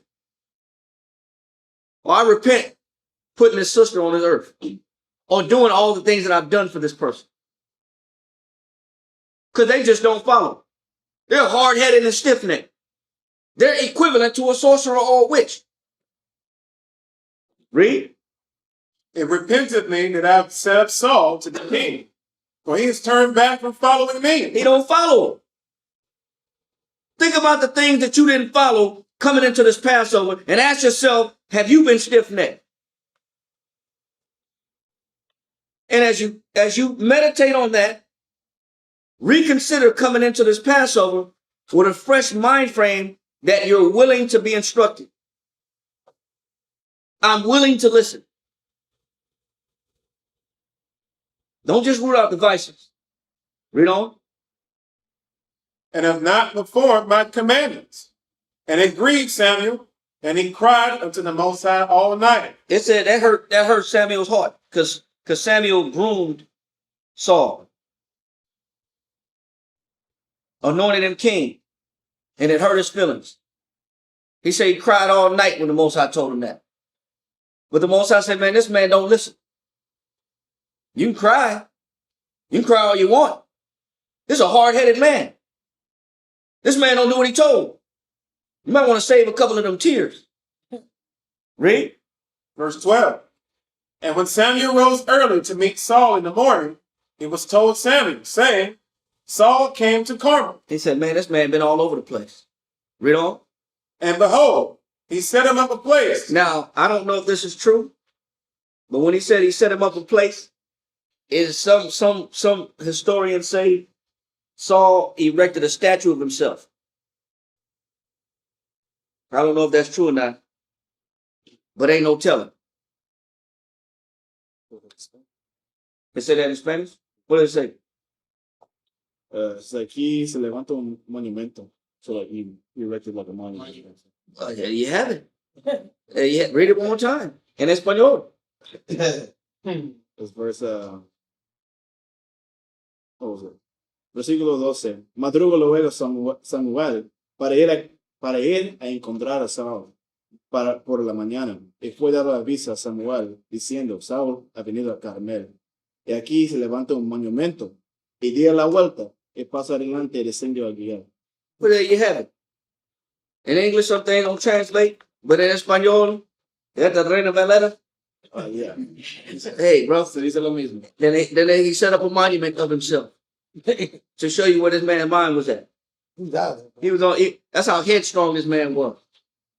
And self-righteous he was. Stiff-necked he was. Read on. He set him up a place, and it's going about, and passed on, and gone down to Gilgal. This man's all over the place, erected statues of himself. This man has been out the spirit. Read. And Samuel came to Saul, and Saul said unto him, Blessed be thou of the Most High. Man, what kind of greeting is that? You just set up a statue of yourself, and now you're telling Samuel, blessed be thou of the Most High. That statement isn't true to your actions. No, seriously. Yeah, you're acting. You don't really think that way. Not when you set up monuments of yourself. Read on. I have performed the commandment of the Most High. He's fresh off a christening of a statue, cutting a ribbon cutting ceremony. Talking about I did what the Lord told me to do. Yeah. You just cracked a bottle of champagne on the statue that looked on your Michael Jordan statue in Chicago. Yeah. You just broke the bottle of champagne on it. You just commemorated the statue and you saying, I did the Lord's work. Read. And Samuel said, What meaneth then this bleating of the sheep in my ears? If you did what you was told, then what is all this sounds of these sheep that I hear in my ear? Read on. And the lowing of the oxen which I hear. And the mowing and the of the oxen which I hear. I thought you did what you was told to do. You supposed to kill everything. Read on. And Saul said, They have brought them from the Amalekites. He said, what? They have brought them from the Amalekites. Who is the king? That's the person who can't take accountability for their actions. They have brought them. That's deflecting blame from himself. He allowed it. Why can't he accept that he's wrong? Why can't man accept he's wrong? Say it again. Because he's stubborn. Because he refuses to see his faults. It's crazy. That's somebody that refuses to see when they're wrong. You can't convince. That's how you know they're stubborn. Because when you try to show them that they're wrong, they can't accept the fact that they're wrong. It don't penetrate. Guilt don't penetrate me. Shame don't penetrate me.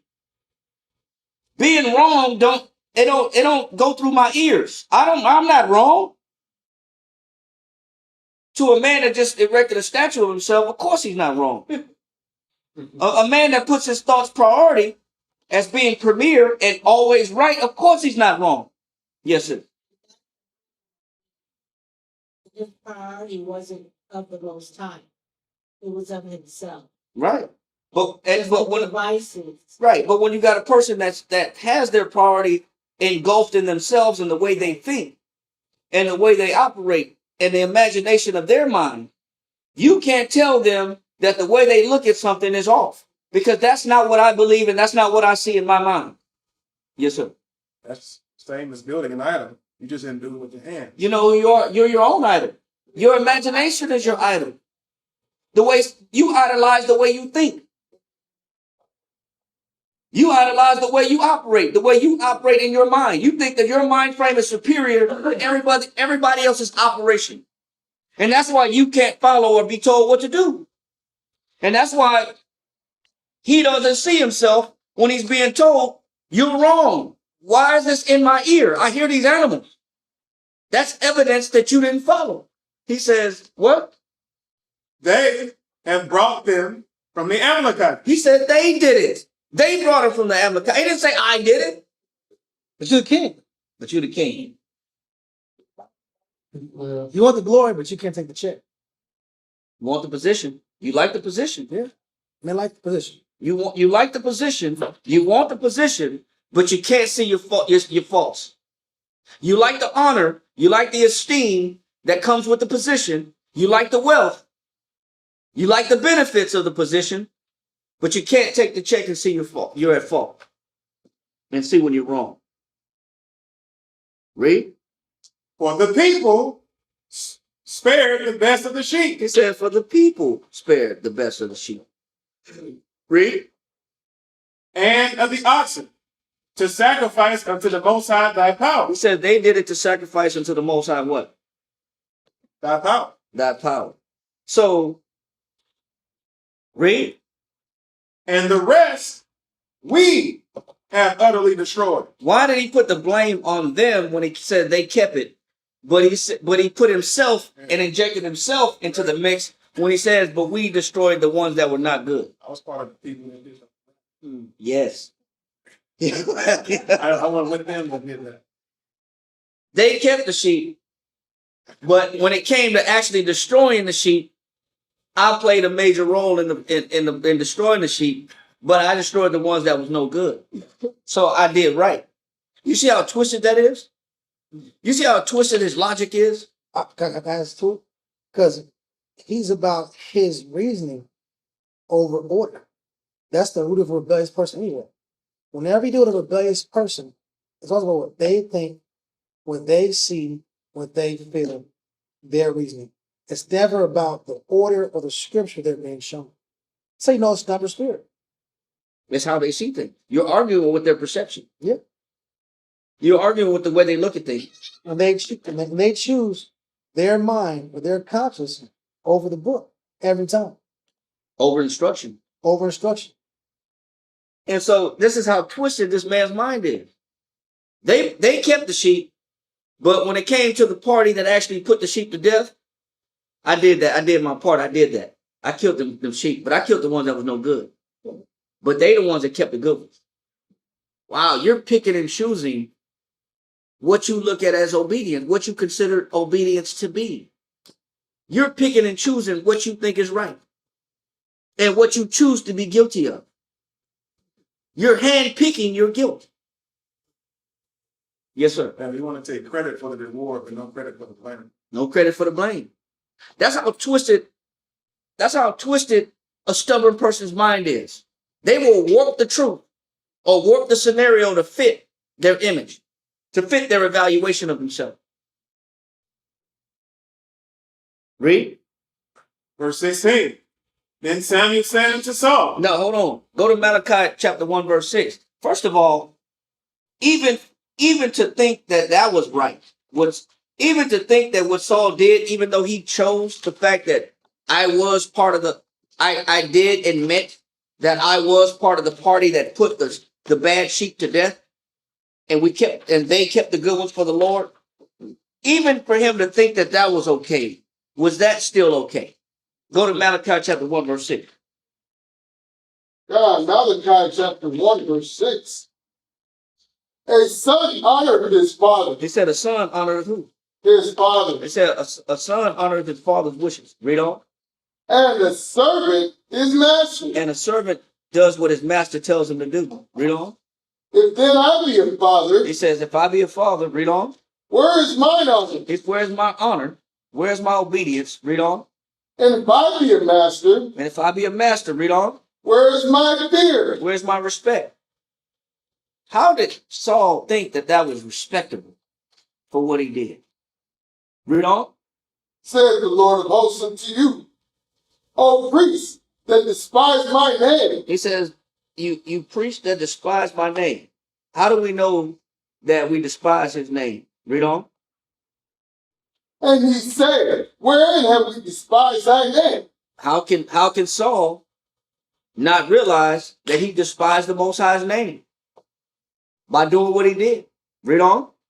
Ye offer polluted bread upon mine altar. He says, you killed the thing that you thought that I wanted the good sheep when I told you to kill all the sheep.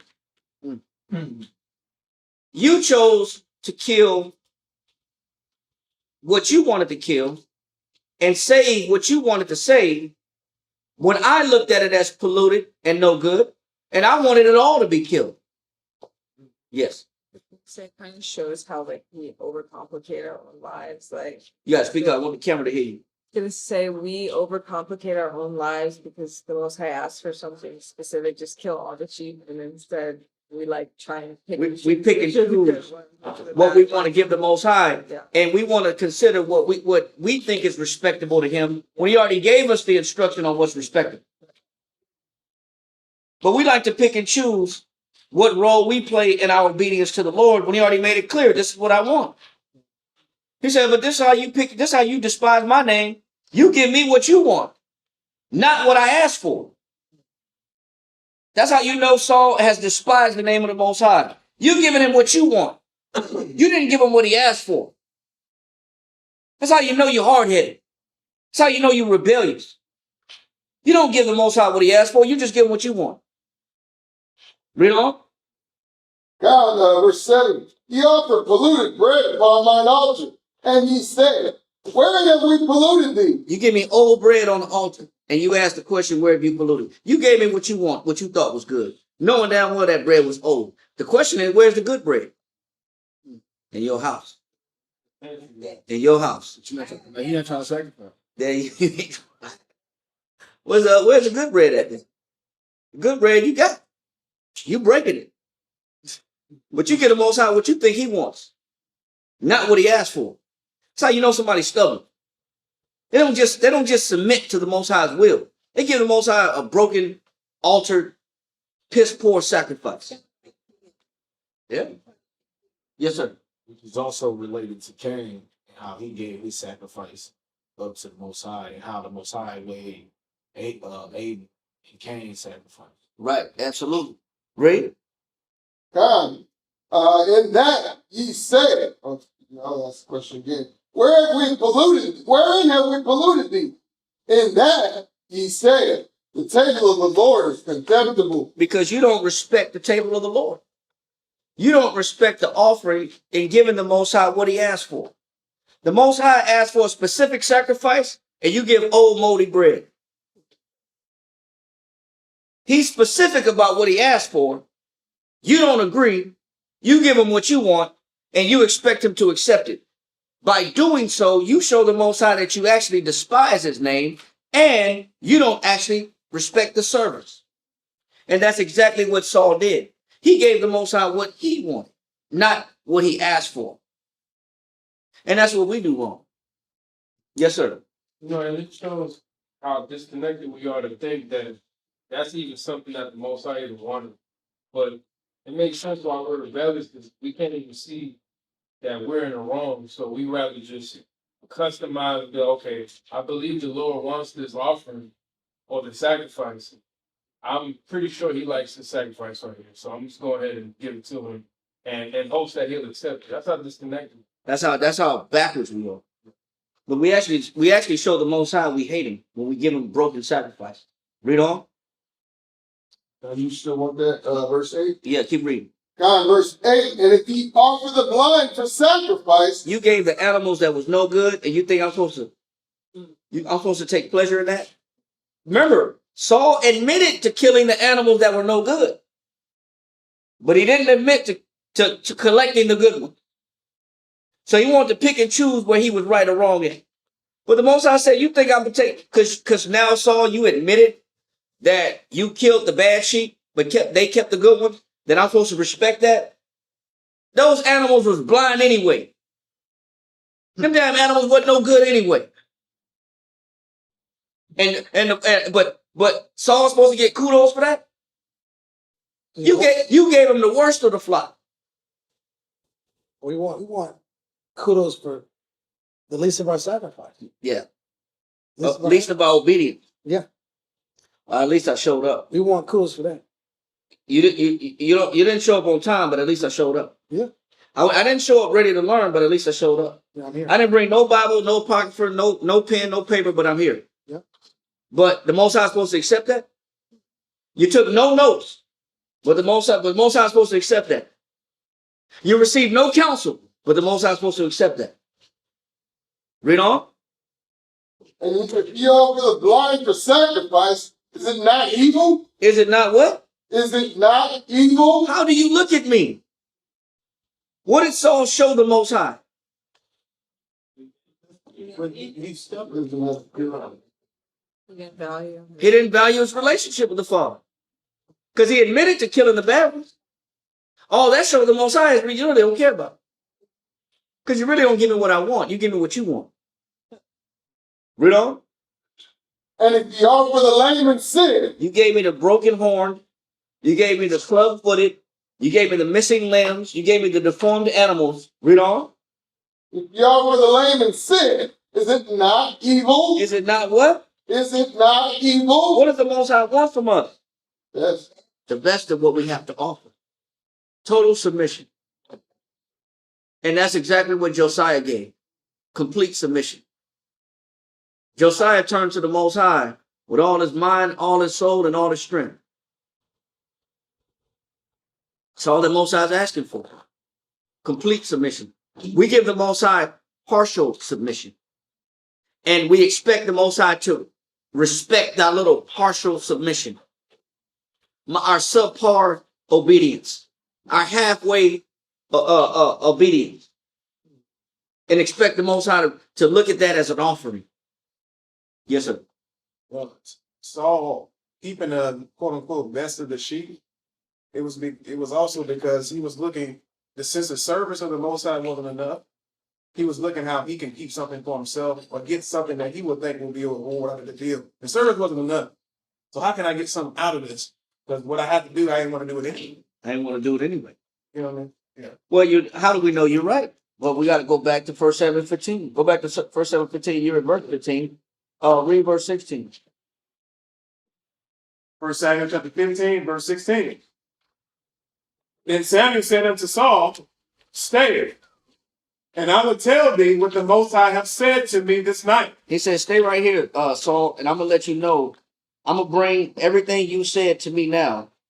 I'm going to bring that to the Lord, and I'm going to tell you what his response is to your reasoning, to your rationale, to the way that you chose either to twist and contort the instruction that you were given, or whether you think you're right by giving what you gave the Most High.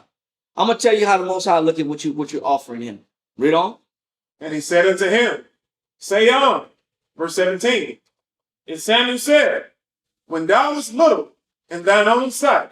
He said, no, keep talking. He says, Samuel told him, when you was little in your own sight, meaning what? When you were humble. He reminded him, Saul, you were at your best when you were humble. Not this guy that's making statues of himself. You're at your worst when you think that your reasoning is justified and acceptable to the Most High. When you think your opinion matters. You're at your worst when you value your opinion over obedience. He's saying you were better, Saul, when you were what? When you were humble. All of us were better servants when we were what? Humble. But these individuals that we are now, the Most High, we're not in good standings as we may think. Because you know, when we first got the truth, we sacrificed, we did everything with a pure heart. Now we pick and choose how we serve the Lord, what days we want to serve the Lord, what time we want to serve the Lord, the frequency of and the intensity behind how we want to serve the Lord. We're not full-fledged, 100% all the way gung-ho about the Most High no more. We've become selective in our worship to the Most High. I used to carry a Bible everywhere. Used to have the little pocket Bible. Everywhere I go in my pocket. The smallest Bible that they make in Barnes and Noble. Ready to give somebody the word. With the little tiny letters too. Flipping the little tiny pages. Hold on, bro. I want to show you something. Hold on. I don't even got the Bible no more. I don't even bring the Bible with me no more. I'm not even ready to give the word of God no more to anybody that I run across. I might mention that I'm a believer. If somebody see I got fringes on, I might mention God's name. I may not. Everybody gonna get it when I'm at work. When I'm at work and I'm brand new in the truth, everybody gonna get it. I'm gonna have a whole break room on Smash. All them cigarette people, they ain't gonna want to be around me. Hey man, do you smoke? No, bro, we don't smoke. Yeah, you defile your temple. Go to 1 Corinthians chapter 6, verse 19. Oh man, here come this guy. Oh, man. Here come this guy right here, man. He's killing the cigarette circle. Every time he come around. You know, boss told me, he said, hey man, you can't bring that Bible to the lunchroom no more. Oh man. You messing everybody's lunch up. Man, you know you can't eat that, right? You know right here, Leviticus chapter 11, verse 7, right? You know that swine right here, right? You know, I'm gonna show you. I got the little Bible, I got the little pocket Bible right here. Look, read that right there. And the swine. Under the Bible, hey, look, read that. See that? You're messing everybody's lunch up. Boss actually told me that. You can't bring that. You can't read the Bible no more. You can't bring that Bible to work no more.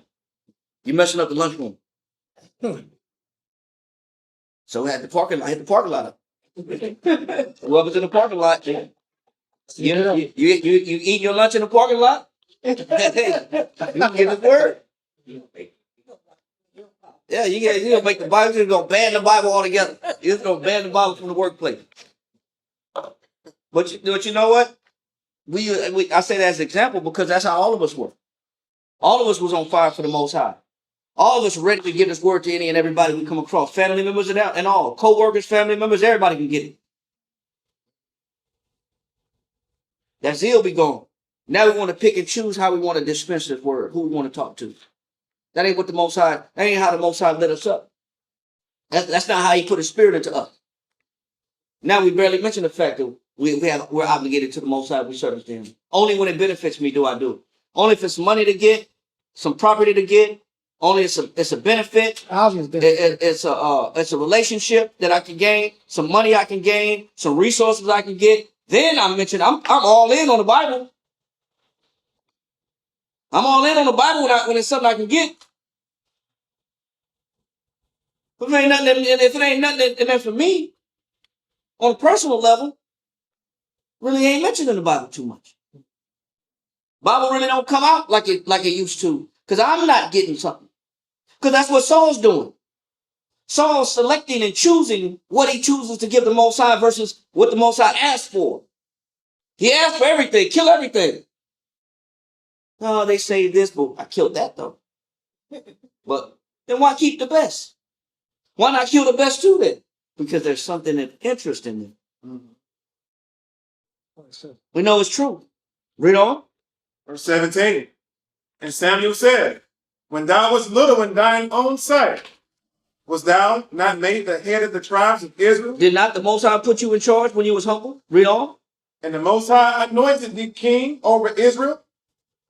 And the Most High sent thee on a journey and said, go and utterly destroy the sinners, the Amalekites, and fight against them until they be consumed. Wherefore then didst thou not obey the voice of the Most High? He says, why didn't you follow the voice of the Most High? So Samuel explained exactly why he didn't follow. Why? Read. But didst fly upon the spoil. He says, because you flew upon the what? Spoil. Why didn't Saul follow the Most High's commandment? Spoil. What was more important? Riches. Gain, the spoils, the benefits, the resources to himself. It wasn't hard to see. When you inject what you want into what the Most High's instruction is, you don't follow. Because you inject what you want. That's why you don't follow. Because you always got to find a way to put yourself into what the Most High is asking for. You don't just give the Most High what he asked for. You always got to find something to benefit you in the mix.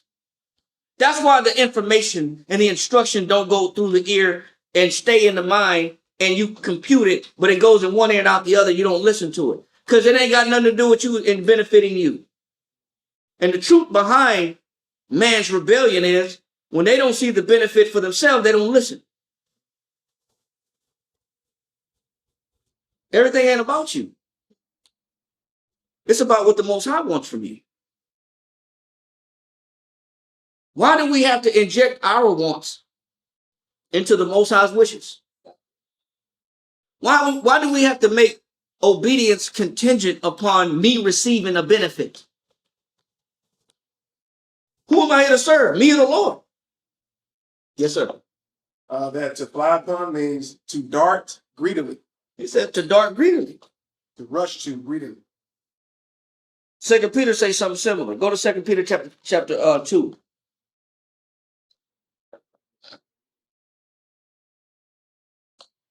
Second Peter chapter 2. God, 2 Peter chapter 2, verse 2. Read verse 14. 2 Peter chapter 2, verse 14. God, 2 Peter 2 and 14. Having eyes full of adultery. He said they have eyes full of what? Adultery. Because they want what they want. Read verse 10 and then come back to 14. God, verse 10. But chiefly them that walk after the flesh. Saul was king, but he was still walking after the what? The flesh. He was still walking after the flesh. He wasn't walking in obedience. He wasn't walking in the spirit. He was made king, but still walking in the flesh. That's why he flew upon the spoils. Read on. In the lust of uncleanness. In the lust of what? Uncleanness. Obedience. Uncleanness. Instruction. Uncleanness. Doing what he's told. Uncleanness. Read on. And despise government. Who was the government that put Saul as king? Most High. The Most High did. But all his rebellion showed is that he despised who? Government. The Most High. He despised the Most High. Read on. Presumptuous are they. What does the word presumptuous mean? Self-willed, self-propelled, me first. Read. Presumptuous are they, self-willed. They are not afraid to speak evil of dignities. Read verse 14. Verse 14. Having eyes full of adultery, and cannot cease from sin. So although Saul was made king of Israel, he still couldn't stop from what? Sin. Because he was walking in his flesh. Saul was going to keep something no matter what the Most High told him. If it wasn't the sheep, he would have found a garment. He would have found some coins. He would have found something. Because when you're not obedient to the Most High and you're about your flesh, you're going to find something of satisfaction for you. So what we're reading about is just Saul keeping the best sheep. But he was going to keep something. He did keep something. What did he keep? He kept the king. He kept the king. See, when you're walking in the flesh, you're going to find something to benefit you while you're supposed to be serving the Lord. And that's the motivation behind the stubbornness. That's the motivation behind the inability to follow instruction. You're trying to inject your pleasure into what you're being told. That's why you can't do what you're told. You want your way. That's why you can't listen. If you want to know the answer why people don't listen, it's because they want to get something out of it. And if they don't see the benefit for themselves, they can't hear you, or they just refuse to hear you. They're not dumb. They're not ignorant. They're not slow. They just refuse to give in because there's no benefit for them. That's rebellion. That's why stubbornness and rebellion go together. Because I'm not getting what I want. That's why I go together. So you want to know why people don't listen and receive instruction? Because they're not getting no benefits. Simple and plain. Not to their taste or to their life. Yeah. So, but like you say, they're not crazy because they automatically know this. They know how to listen. They know how to listen. They know how to follow. But they don't want to follow. When they start getting hit up in the scripture, I got to run. Yep. The wicked flee when no man pursue. As soon as I start getting hit up in the class, the scripture start getting cut, it's time to get out of here. It's time to go. It's time to dip. It's time to bounce. Let it be a dumb conversation about something carnal and full of folly and foolishness. Stay up to the sun. Brothers want to stay at school till 1 in the morning. Read. God, 14. Having eyes full of adultery, and that cannot cease from sin. Read. Beguiling unstable souls. Read on. And heart they have exercised with covetous practices. Although Saul was made king, he still had a heart that was exercised with what? Covetous practices. This is why he flew upon the spoils. Even though he was king, it didn't change the mind that was in him. That means that it don't matter what rank you have as a man, if you don't exercise humility and submission, you're always going to be pushing for what you want. Always. Because you've trained your mind that way. You've trained yourself to only listen to something where you benefit from it. We've been trained wrong. And this is why men and women are stubborn. This is why men and women don't listen. This is why, for some reason, no matter what you say, it feels like you're talking to a brick wall. You're only talking to a brick wall because they're not getting what they want. Because they've been trained to only listen to when the door opens up for them to receive a reward. I'll listen to you if you tell me how nice I am. You tell me how kind I am. You tell me how beautiful I am. You tell me how handsome I am. Or you tell me anything that I want to hear, smooth things, I'm all ears. But you're telling me to sacrifice completely to the Most High with no reward, no benefit? Man, I don't know. I'm not sure. People aren't dumb. They've just been exercised the wrong way. They've been trained the wrong way. Read on. Cursed children. He said they exercise with covetous practices. Cursed children. Read. Which have forsaken the right way and are gone astray. He said, and they've forsaken the right way and gone astray. That's what's wrong with Saul. Saul completely understood the order that was given to him. It was a simple order. Kill everything. Don't save nothing. Simple order. How come a simple order can't be followed? Because he wanted something for himself in the order. And this is why people can't follow simple orders. Too busy occupied in trying to obtain something versus yielding yourself to what you're being told. This ain't about you. Receiving instruction ain't about what you want. It's about giving the Most High what he wants from you. So as we go to the Passover, we gotta ask ourselves, how's our mentality? Have we been rebellious? And have we did only things for reward? Or are we only committed to doing what the Most High tells us to do at the level he tells us to do it when we're receiving something? Are we just like Saul? Go back to 1 Samuel chapter 15. Pick up in verse 19. 1 Samuel chapter 15, verse 19. Wherefore then didst thou not obey the voice of the Most High? That's why Samuel has to reiterate, hey man, you was given a simple order. How come you didn't listen? It was simple. But he told him why you didn't listen. Because you flew upon them spoils. You only listen to what you want to hear when it benefits you. You have selective hearing. Read. But did it fly upon the spoil, Read. and did it evil in the sight of the Most High. You went astray. You went astray. That's evil. Because you know what submission is? Doing what you're told when it don't benefit you. That's what obedience looks like. And if you can't do that, you're going astray from the Most High. Read on. Verse 20. And Saul said unto Samuel, Yea, I have obeyed the voice of the Most High. He still thinks he's following. This man is twisted. He still thinks he's listening.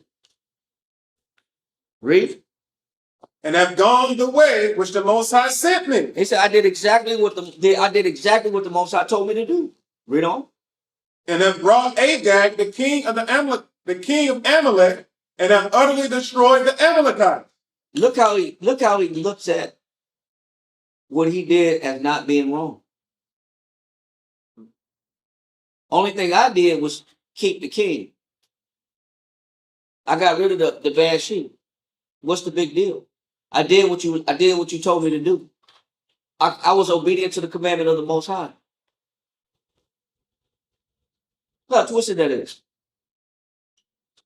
Read on. Verse 21. But the people took of the spoil, sheep and oxen, the chief of the things which should have been utterly destroyed. He says, but the people did what? But the people took of the spoil, sheep and oxen, the chief of the things which should have been utterly destroyed. He said, the people did that. I didn't do that. All I did was keep the king. You see how he minimized his rebellion?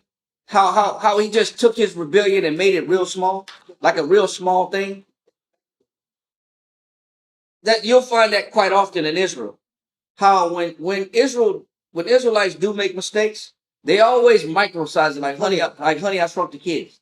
They always got that machine that was used in that movie, and they take their sin and they shrink it. It was only this. That's all I did. A little green thing. Just a little green. It's just a little green thing. Is that little green thing legal or illegal? Well, it may be legal now, but it's just a little green thing. What we heard before.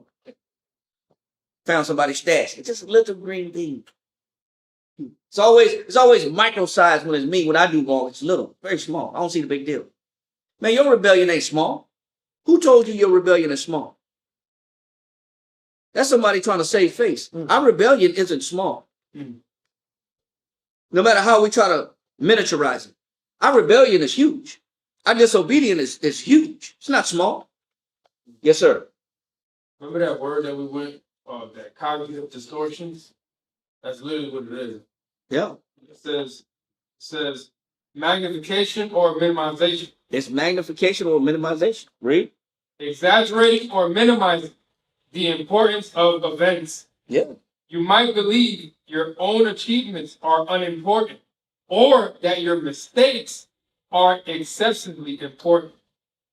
Right. Right. Goes backwards. Yeah. So it's showing how that's actually a mental disorder. That's derangement. That's somebody that's deranged. You can't see the weight of your mistakes. You can't see the fallout behind your dysfunction and rebellion. And you microsize it and miniaturize it like it's no big deal. That's what Saul's doing. Read. That's what the Most High said, man, I repent from even making this man king. Read. Verse 21. But the people took of the spoil, sheep and oxen, the chief of the things which should have been utterly destroyed, to sacrifice unto the Most High thy power in Gilgal. And Samuel said, hath the Most High as great delight in burnt offerings and sacrifices as in obeying the voice of the Most High? Do you think the Most High care about saving the best animals? Go to Psalm 50 and 7. Next reader. Hold that, Naga. Somebody read Psalm 50 and 7. Psalm 50 and verse 7. Hear, O my people, and I will speak, O Israel, and I will testify against thee. I am the Most High. He said, I am the what? I am the Most High, Read on. even thy power. Read. I will not reprove thee for thy sacrifices or thy burnt offerings. He said, I really don't care about your sacrifices or your what? Burnt offerings. He said, I don't care about your sacrifices. The most I really care about some damn animals. You think Saul has a get out of jail card because he said we saved the best sheep for you? Most I said, listen, man, I'm not checking you because you're sacrificing. Your sacrifices and offerings is what you're supposed to do. Yeah. To petition the Most High to be acknowledged and get a blessing. The Most High is not checking you for your sacrifice and offering. Because that's what you're supposed to do. Read. Says, I will not reprove thee for thy sacrifices or thy burnt offerings to have been continually before me. Read on. I will take no bullock out of thy house. He said, I don't care about your animals in your house. I don't want your animals. Most I said, I don't care about your animal, all your farm, every animal you got in your farm. I don't care about your animal. Read on. Nor he goats out of thy folds. Read. For every beast of the forest is mine. He said, I already own all the animals anyway. It's all. How can you give the Most High something that's already his? You think look how ignorant Saul is. You think the Most High, because you saved the best sheep, that the Most High want that as a sacrifice? When the Most High said all the sheep on the whole earth is his, they all belong to him, the good ones and the bad ones. Yeah, I'm doing you a favor. You ain't know it, but I'm blessing you. I'm doing you a solid right Yeah, I'm doing you a solid like these. These are sheep from Bashan, man. These are the best mountain goats around. Yeah. You know, it's got, you know, and you ain't felt no cashmere till you felt one of these. It's $100 an ounce of cashmere right here. Yeah. Please. Most I said, all the animals are mine. What can you really give me? You know what you can give the Most High that don't belong to him? Your submission and your will. But that belongs to him too, because you're in a marriage, you're in a relationship with him. But we'll rather give the Most High some animals than give our will up. Read on. For every beast of the forest is mine, and the cattle upon 1,000 hills. He said, the Most High said, I own all the cattle on 1,000 hills. Do you think the Most High really care about some damn animals? No. Read. I know all the boughs of the mountains, and the wild beasts of the field are mine. He said, even the animals that you don't have no knowledge of, I own them too. The ones you own and the ones you don't own all belong to me. So does the Most High care about the sacrifice of some animals? No. Let that go and go back to 1 Samuel 15, and you was at 22, Nagaha? Is that where you was at? Verse 22. And Samuel said, hath the Most High as great delight in burnt offerings and sacrifices as in obeying the voice of the Most High? They said, what would the Most High want more than some animals? What does the Most High want from us more than our sacrifice? Do what you're told. Have we figured that out yet? Have we mastered that yet? Consider that before you come to the Passover. Have you been doing what you're told to do? Have you been obedient to the instruction given to you by the Most High? Have you been following? Or have you been twisting the instruction to make sure you inject yourself to reap a benefit out of the instruction? Read. Behold, to obey is better than sacrifice. He says to obey is better than what? Sacrifice. That's why he said, man, the Most High said obedience is better than sacrifice. Do what you're told. It's better than you offering a sacrifice to the Most High. Following instruction means a lot to the Most High.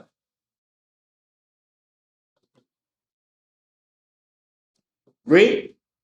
And to hearken than the fat of rams. Give me Isaiah chapter 1, verse 11.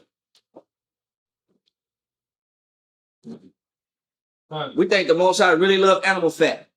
He just really loves beef tallow. Yeah. He just loves beef tallow. So good. It's so good. You can make tallow butter for the skin. You ain't never had a scalp massage taking you some fresh beef tallow. You know, most I care about that, man. Please. No, don't cook with that vegetable oil. Use that beef tallow. Please, man. Read that. God. Isaiah 1 and 11. Somebody give me Psalm 51. Read. To what purpose He said, to what purpose? Read. is the multitude of your sacrifices The Most High said, to what purpose is the multitude of your sacrifices? Read. unto me? Read. Saith the Most High. Read. I am full of the burnt offerings of rams. He said, I'm full of the burnt offerings of what? Of rams. Read. And the fat of the fed beasts.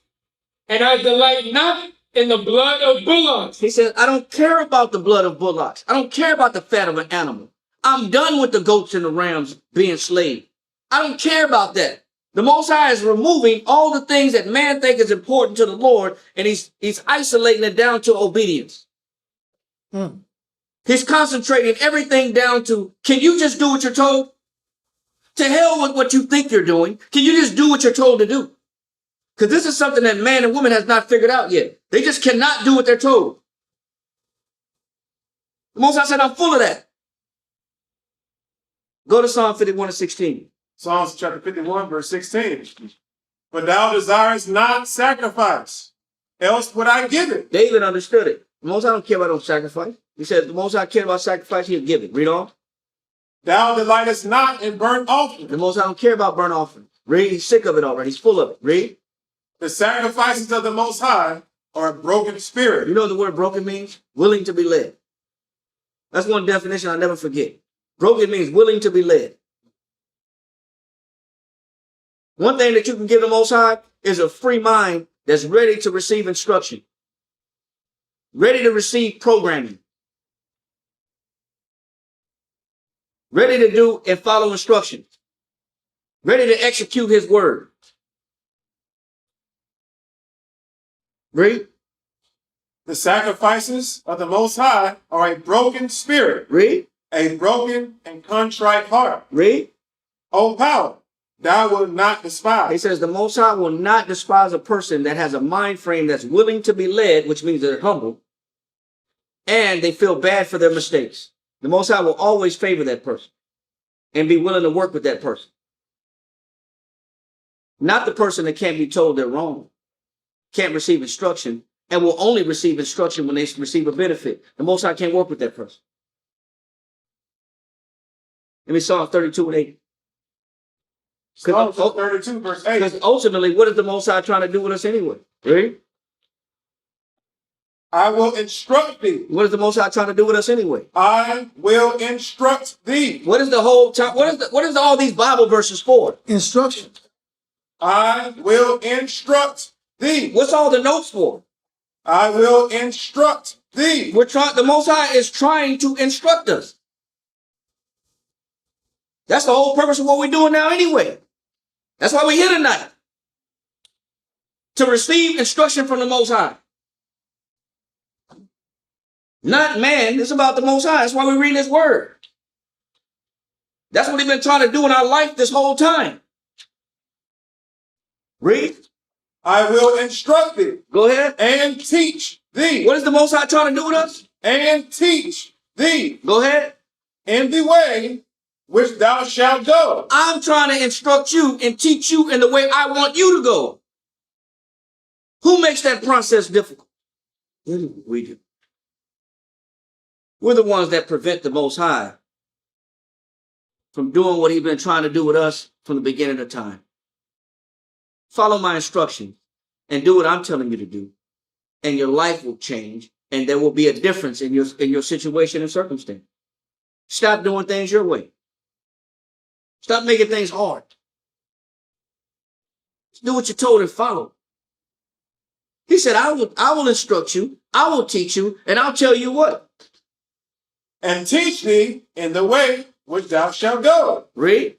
I will guide thee with mine eye. He said, I will guide you with my eyes, not your eyes. I'll tell you what's good for you. I'll show you what's right and acceptable. Let me take control of the wheel. Something that we don't like to do. Don't like giving the Most High control. Saul didn't. Read on. Verse 9. Yep. Be ye not as the horse. He said, don't be as the what? The horse. He said, don't be as the horse. What does the Most High mean when he said, don't be as the horse? Don't be stubborn. Resist on. I read up on this a little bit when he said, don't be as the horse. They say a horse, for a horse to go through basic training, it's about a 4-week process. Week 1 is groundwork, building trust, and introduction to the equipment. So you take the whole week when you got a new horse. You take a whole week was just showing them the arena, showing them. You let them get familiar with the pen, with the cage, with the stable. You take a whole week with just letting them get familiar with the ground. You take a whole week of building trust with the horse, trying to get closer and closer to the horse as much as possible. It takes about a week just to get a horse just comfortable with you being around them and not want to run. It says, and introduction to the equipment.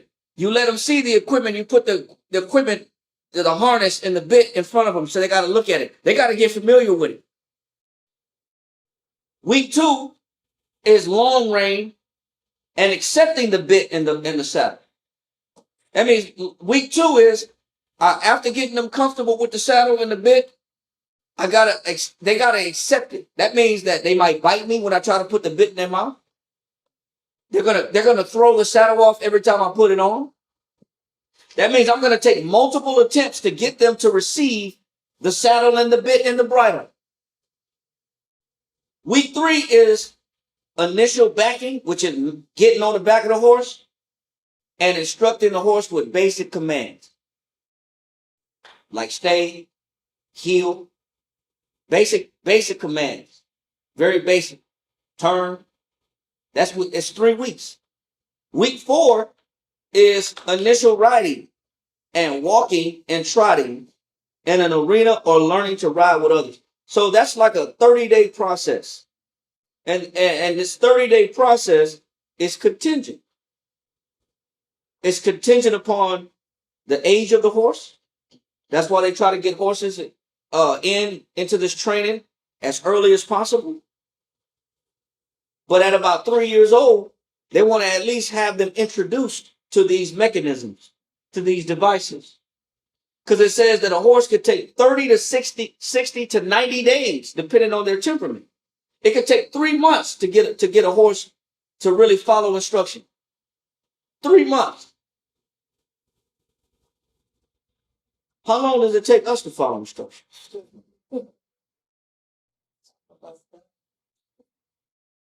Here. It takes 3 months to at least get a horse to follow. It takes 3 months. And as a quick training. Extensive training, if they're stubborn, it could take 90 days. It could take 3 months of doing the same thing over and over until finally you can get a saddle on them and ride them and give them instruction. The Most High said, be not as the what? Horse. You know, what does that mean? How long it take for you to follow? How long it take for you to do what you told? Because I know for a fact some of us been in for years and we still don't listen. I know for a fact I was one of those horses. I know for a fact, me personally, it took me a year to even accept the truth that the Most High had his eyes on me. I was just that stubborn. I came and went in the truth for about a year. I fluctuated in and out the truth for about a year. I wasted a whole year coming to class, pulling out the class. Me and Taiwan was just having this conversation the other day. Me and Taiwan came to the truth around the same time. But the day that Taiwan came to class, he never left. First day I came to class, I left and I didn't come back for a year. But I listened to class. I said, what's up to the brothers? I even helped sell raffle tickets, but I wouldn't go to class though. And I wouldn't join. And I wouldn't come down. I wouldn't get down with the brothers. Took about a year. So he said, read that again in Psalms 32:9. Psalm chapter 32, verse 9. Be ye not as the horse, or as the mule. He said, or as the mule. The mule could take 6 months to train. When a horse, you can get them in 30 to 90 days. The mule's even worse. Mm. The mule was more. That's wild. It takes a half a year to train a mule. 6 months. It says a mule could take up to 6 months, unlike the horse, which needs a more methodical, trust-based approach. Wow. Because they cannot, it says you have to change the method of how you train a mule versus how you train a horse. But the Most High said, be like neither one of them. But one take a hell of a long time. One, you got to do the same thing for a couple of hours a day, every week for months. And finally, they'll accept the fact that they got a bridle, or they got a bit in their mouth, or they have a saddle on their back. Finally. He says, you need to change the method to a trust-based approach, because they cannot be bullied or bluffed into compliance. That's like some men that you tell them, brother, I'm going to do this if you don't follow. They don't do nothing to it. Don't shake them. There's men that you could threaten. You can, hey, brother, we're going to suffer. If you don't make it on time, everybody going to be doing push-up. We're going to do push-ups till you get here. Everybody going to suffer for you. Don't make no difference. You can't bluff them. You can't bully them. They just don't follow instruction. Some men are that hard pressed and some women are that hard pressed. No matter what you do, they're just not going to follow. You can't say what you're going to do to them. You better not do this. I'm going to threaten you. I'm going to raise my voice. That don't do nothing to them. That's a mule. You can yell all you want. That don't do nothing to them. Their level of intensity requires a trust-based approach. They need more time to accept and be compliant. They need more time to do what they're told. They're just not going to follow off the first command. He says, even if a mule is physically large enough to carry a rider, they may not be mentally ready. That means you could have a student that's been taking notes in the Bible, that's been coming to class, that's been serving the Lord in high holy days and participation, but they're just not ready to just submit all the way. They're not mentally ready to be a part of this. There's still a block somewhere. There's still some misunderstanding somewhere. There's still some non-compliance somewhere. He says, even if they're old enough to physically be able to carry a rider, they may not mentally be ready. He says, rushing a mule can lead to shutting down. When you try to rush a mule too fast and try to receive instruction too quick, he says a mule will just shut down completely. And this is when you see movies and shows where you got somebody yanking a mule and they just ain't going nowhere. For one, they weigh 1,500 pounds. They ain't like you gonna move them. You're not gonna move them that easy. They're heavy. They're 1,000-pound animals, half-ton animals. You're not just gonna yank them. And when they decide to shut down, you can yank and pull all you want, and they just shut down. That's how brothers do. That's how women do. You can get on top of them and storm them wrong and hit them with scriptures all you want, yell, and they just shut down on you. They don't do nothing. You gonna listen to me or not? Not. You better do this or else. Well, else. How many times I gotta keep telling you this? I don't know. I'm just shutting down. I don't care what you tell me. I don't care what you threaten to do to me. I don't care what you're gonna take from me. I don't care what you do. I'm just gonna shut down. That's what people do. They just shut down altogether. It said when they mentally shut down, that's a state where they refuse to move or react. They're just not gonna do nothing. We might be talking about animals, stubborn animals, but these are the attributes of people that the Most High said do not be like. Because people develop these attributes when it comes to trying to receive instruction. You can't get them to do. You can't get them to follow. They're either a mule or a horse. Either you can get away with hitting them for 3 to 6 months. 30 days to 90 days. Or they're going to be the mule type and it take 180 days to get them to put a saddle on. Or get them finally to receive instruction. It says when they do shut down, it can take months to reverse the shutdown. Oh my God. So now you didn't work with this mule for 6 months, and then they shut down on you. Now it takes them 3 more months just to get them to come out the shutdown. That's a real point. Restudying. It's a real point. Just to be receptive to receive instruction. I might receive it. I might listen. It takes months to get them to come out of the shutdown. How many times have we seen this?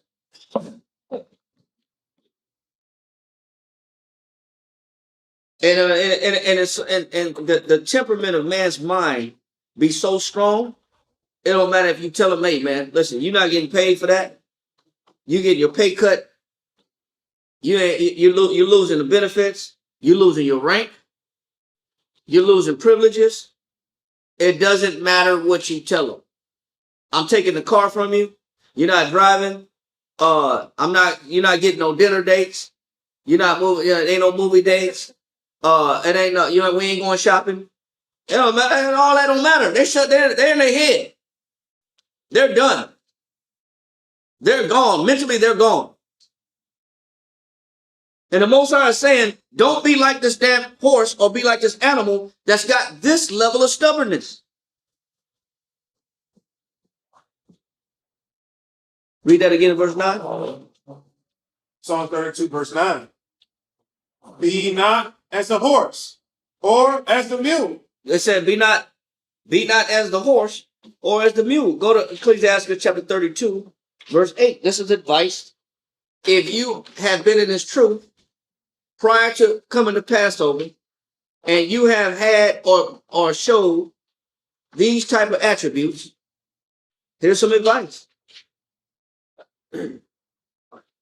Read that. Ecclesiastes chapter 32 and verse 8. Let thy speech be short. If you want to speed up your development, and if you want to give the Most High what he's asking for, which is your ability to be instructed, your ability to be taught, your ability to be led by his eyes, then learn how to let your speech be what? Short. What does that mean? Talk less and listen more. Talk less and listen more. You know, you want to speed up this instruction process that the Most High has been begging us to receive. Learn how to shut your mouth down. But in order to shut your mouth down, you got to shut what down? You got to shut your mind down. You got to shut your pride down. You got to shut your pride off in order for you to learn how to shut your mouth down. Because what comes out of the mouth comes out the heart. What else?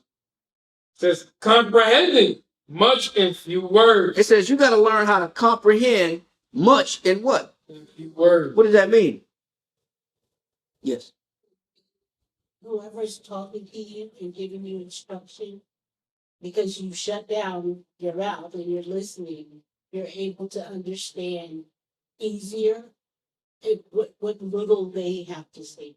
You know, one word that stands out in the definition of comprehend is to receive. You know, if your mouth is moving because your mind is moving, you're not receiving. You can't receive instructions because your mouth is moving and your mind is moving, so you cannot receive instruction. You're operating as a horse, as a mule who can't comprehend what they're being told. He says, if a mule don't trust you, if a mule don't trust the handler or understand their will, they will not cooperate. Then what the hell is going on in a mule's mind? If they don't comprehend, if they don't trust the handler, or if they don't comprehend the instruction, they are not going to cooperate. What's preventing this mule from moving? I don't trust you, and I don't understand where you're coming from. I don't understand the orders that you're giving. I don't understand. And this is why the Most High is saying, read verse 9 again. Psalm 32 and 9. Be ye not as the horse, or as the mule, which have no understanding. Because they don't have no what? Understanding. They don't have no understanding. Because they can't receive or they don't trust. So here's some advice for the mule types. Here's some advice for the horse types. Read it again, Kariah. It says, let thy speech be short, comprehending much in few words. Be as one that knoweth, and yet holdeth his tongue. Even if you know what you're being told, it's best if you, even if you do understand the instruction, it's best that you still do what? Hold your tongue. What does that mean? Shut your mouth. You don't have to portray the fact that you understand and get loud and go back and forth and make your point. Your point is irrelevant. Your point is irrelevant. I already understand what you're saying. I don't need you talking. Just be quiet. Even if you do understand, saying that you understand doesn't matter. It's not important. Because at the end of the day, you're still not following. You're still a mule type. Your mind is still moving. Your mouth is still moving. Give me that in Hebrews chapter 13, verse 5. I'm sorry, 15. Hebrews chapter 13, verse 15. Hebrews chapter 13, verse 15. By him, therefore, let us offer the sacrifice of praise to the Most High continually. Let us keep the Most High in our mouth, his wishes in our mouth. Read on. That is the fruit of our lips. He said, let the words of the Most High be what's in our mouth. If we're going to be meditating on anything, let our minds meditate on what the Most High wants from us. Let that come out of our mouth. What does the Most High want from me? The Most High wants me to listen and follow. He wants me to receive instruction. He's trying to teach me something. He's trying to guide me with his eye. My opinion is not important. Or trying to tell you that I already understand what you're saying, so I don't need you to tell me what you're saying. That's BS. The Most High hates that. You know, you're trying to tell somebody something, they cut you off and say, I already know that. You ain't got to tell me that. Yeah, that's crazy. You're the mule type. You don't understand, do you? You don't know how to shut it down when it's time to shut down. You shut down because you shut down receiving instruction because you're still about what you want. You don't know how to give the Most High what he wants. Read. That is the fruit of our lips, Go ahead. giving thanks to his name. Read. But to do good It said, but to do good, what does the Most High want from us? To do good, and what else? and to communicate. To do good is to follow instruction. And to do what? Communicate. To shut down. Communicate. Not understand. Communicate. Run my mouth. Communicate. Act like I already know what you're talking about. Communicate. What does the Most High want? Don't be like the mule type. Don't be like a mule, don't understand, you just shut down because you can't comprehend instruction. That means the world don't stop because you don't understand. Because that's what some people do. Everything, all forward momentum, all forward progression has to stop because you just don't get it. Now everybody has to stop. Just so we can catch you up to speed. Because there's some men that have to do that. Some men we have to slow down the training because they just don't get it. And they make it very difficult for forward progression because we're at their pace. And we're at their mercy of their understanding. And sometimes a husband has to quite often slow down the pace of the family because the wife just don't understand. She don't get it. So we got to slow everything down until you understand. And now the house has to operate at a snail's pace because you just don't understand. So now we got to slow everything down. That's how we got to do it in the camp. Is it not? There's a lot of times, do we have to not stay longer, or a situation that only take an hour have to take 3 because a man is arguing? Because a man just don't get it? So a counsel or some small advice, hey brother, I wouldn't lift that like that. Now we got to stop and take that turn that to a 2-hour counsel. Because I just couldn't tell you, hey brother, don't pick that up like that. You got to let me know your experience. You got to let me know your work history. You got to let me know what you already know how to do. You already let me know that I'm speaking to The sharpest razor in the blade. you know, hey, listen, I just want to remind you who you're talking to. You know, I've already been there and done that. Everything that you're trying to do, I've been there and done that already. I just want to remind you, you know, I've already done it. You're not telling me nothing great. Now we got to take this one 30-second piece of advice, and we now got to manipulate that into a whole 2-hour counsel, because now, brother, you just can't receive instruction. Or I got to take a simple advice like, hey, when you get off, give me a call, to a wife. And a simple advice, just give me a call when you get off. That got to be turned into a 2-hour counsel why it's important to communicate. All I asked you was to communicate. Now you give me 1,000 reasons why you just couldn't say I was off work. A simple thing. A simple thing. Simple thing got to turn into a blazing argument because you just can't follow instruction. Why does it have to be this way?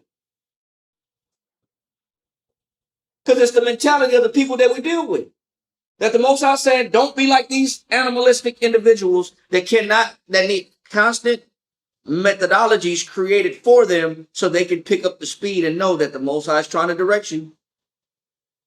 The Most High is trying to guide you. The Most High is trying to feed you with instruction. The Most High is trying to teach you, but you're making it very difficult for yourself. You're making it harder on yourself and everybody else around. Because you just can't comprehend. Read on. The crazy part is I cry about how nothing in my life works. And then when it's time to get the answers, I don't hear it. Yeah. Read on. Verse 16. But to do good and to communicate. It said, but to do good and what? Communicate. What else? Forget not. Go ahead. For with such sacrifices, go ahead. The Most High is well pleased. The Most High is what? Well pleased. Read on. Obey them that have the rule over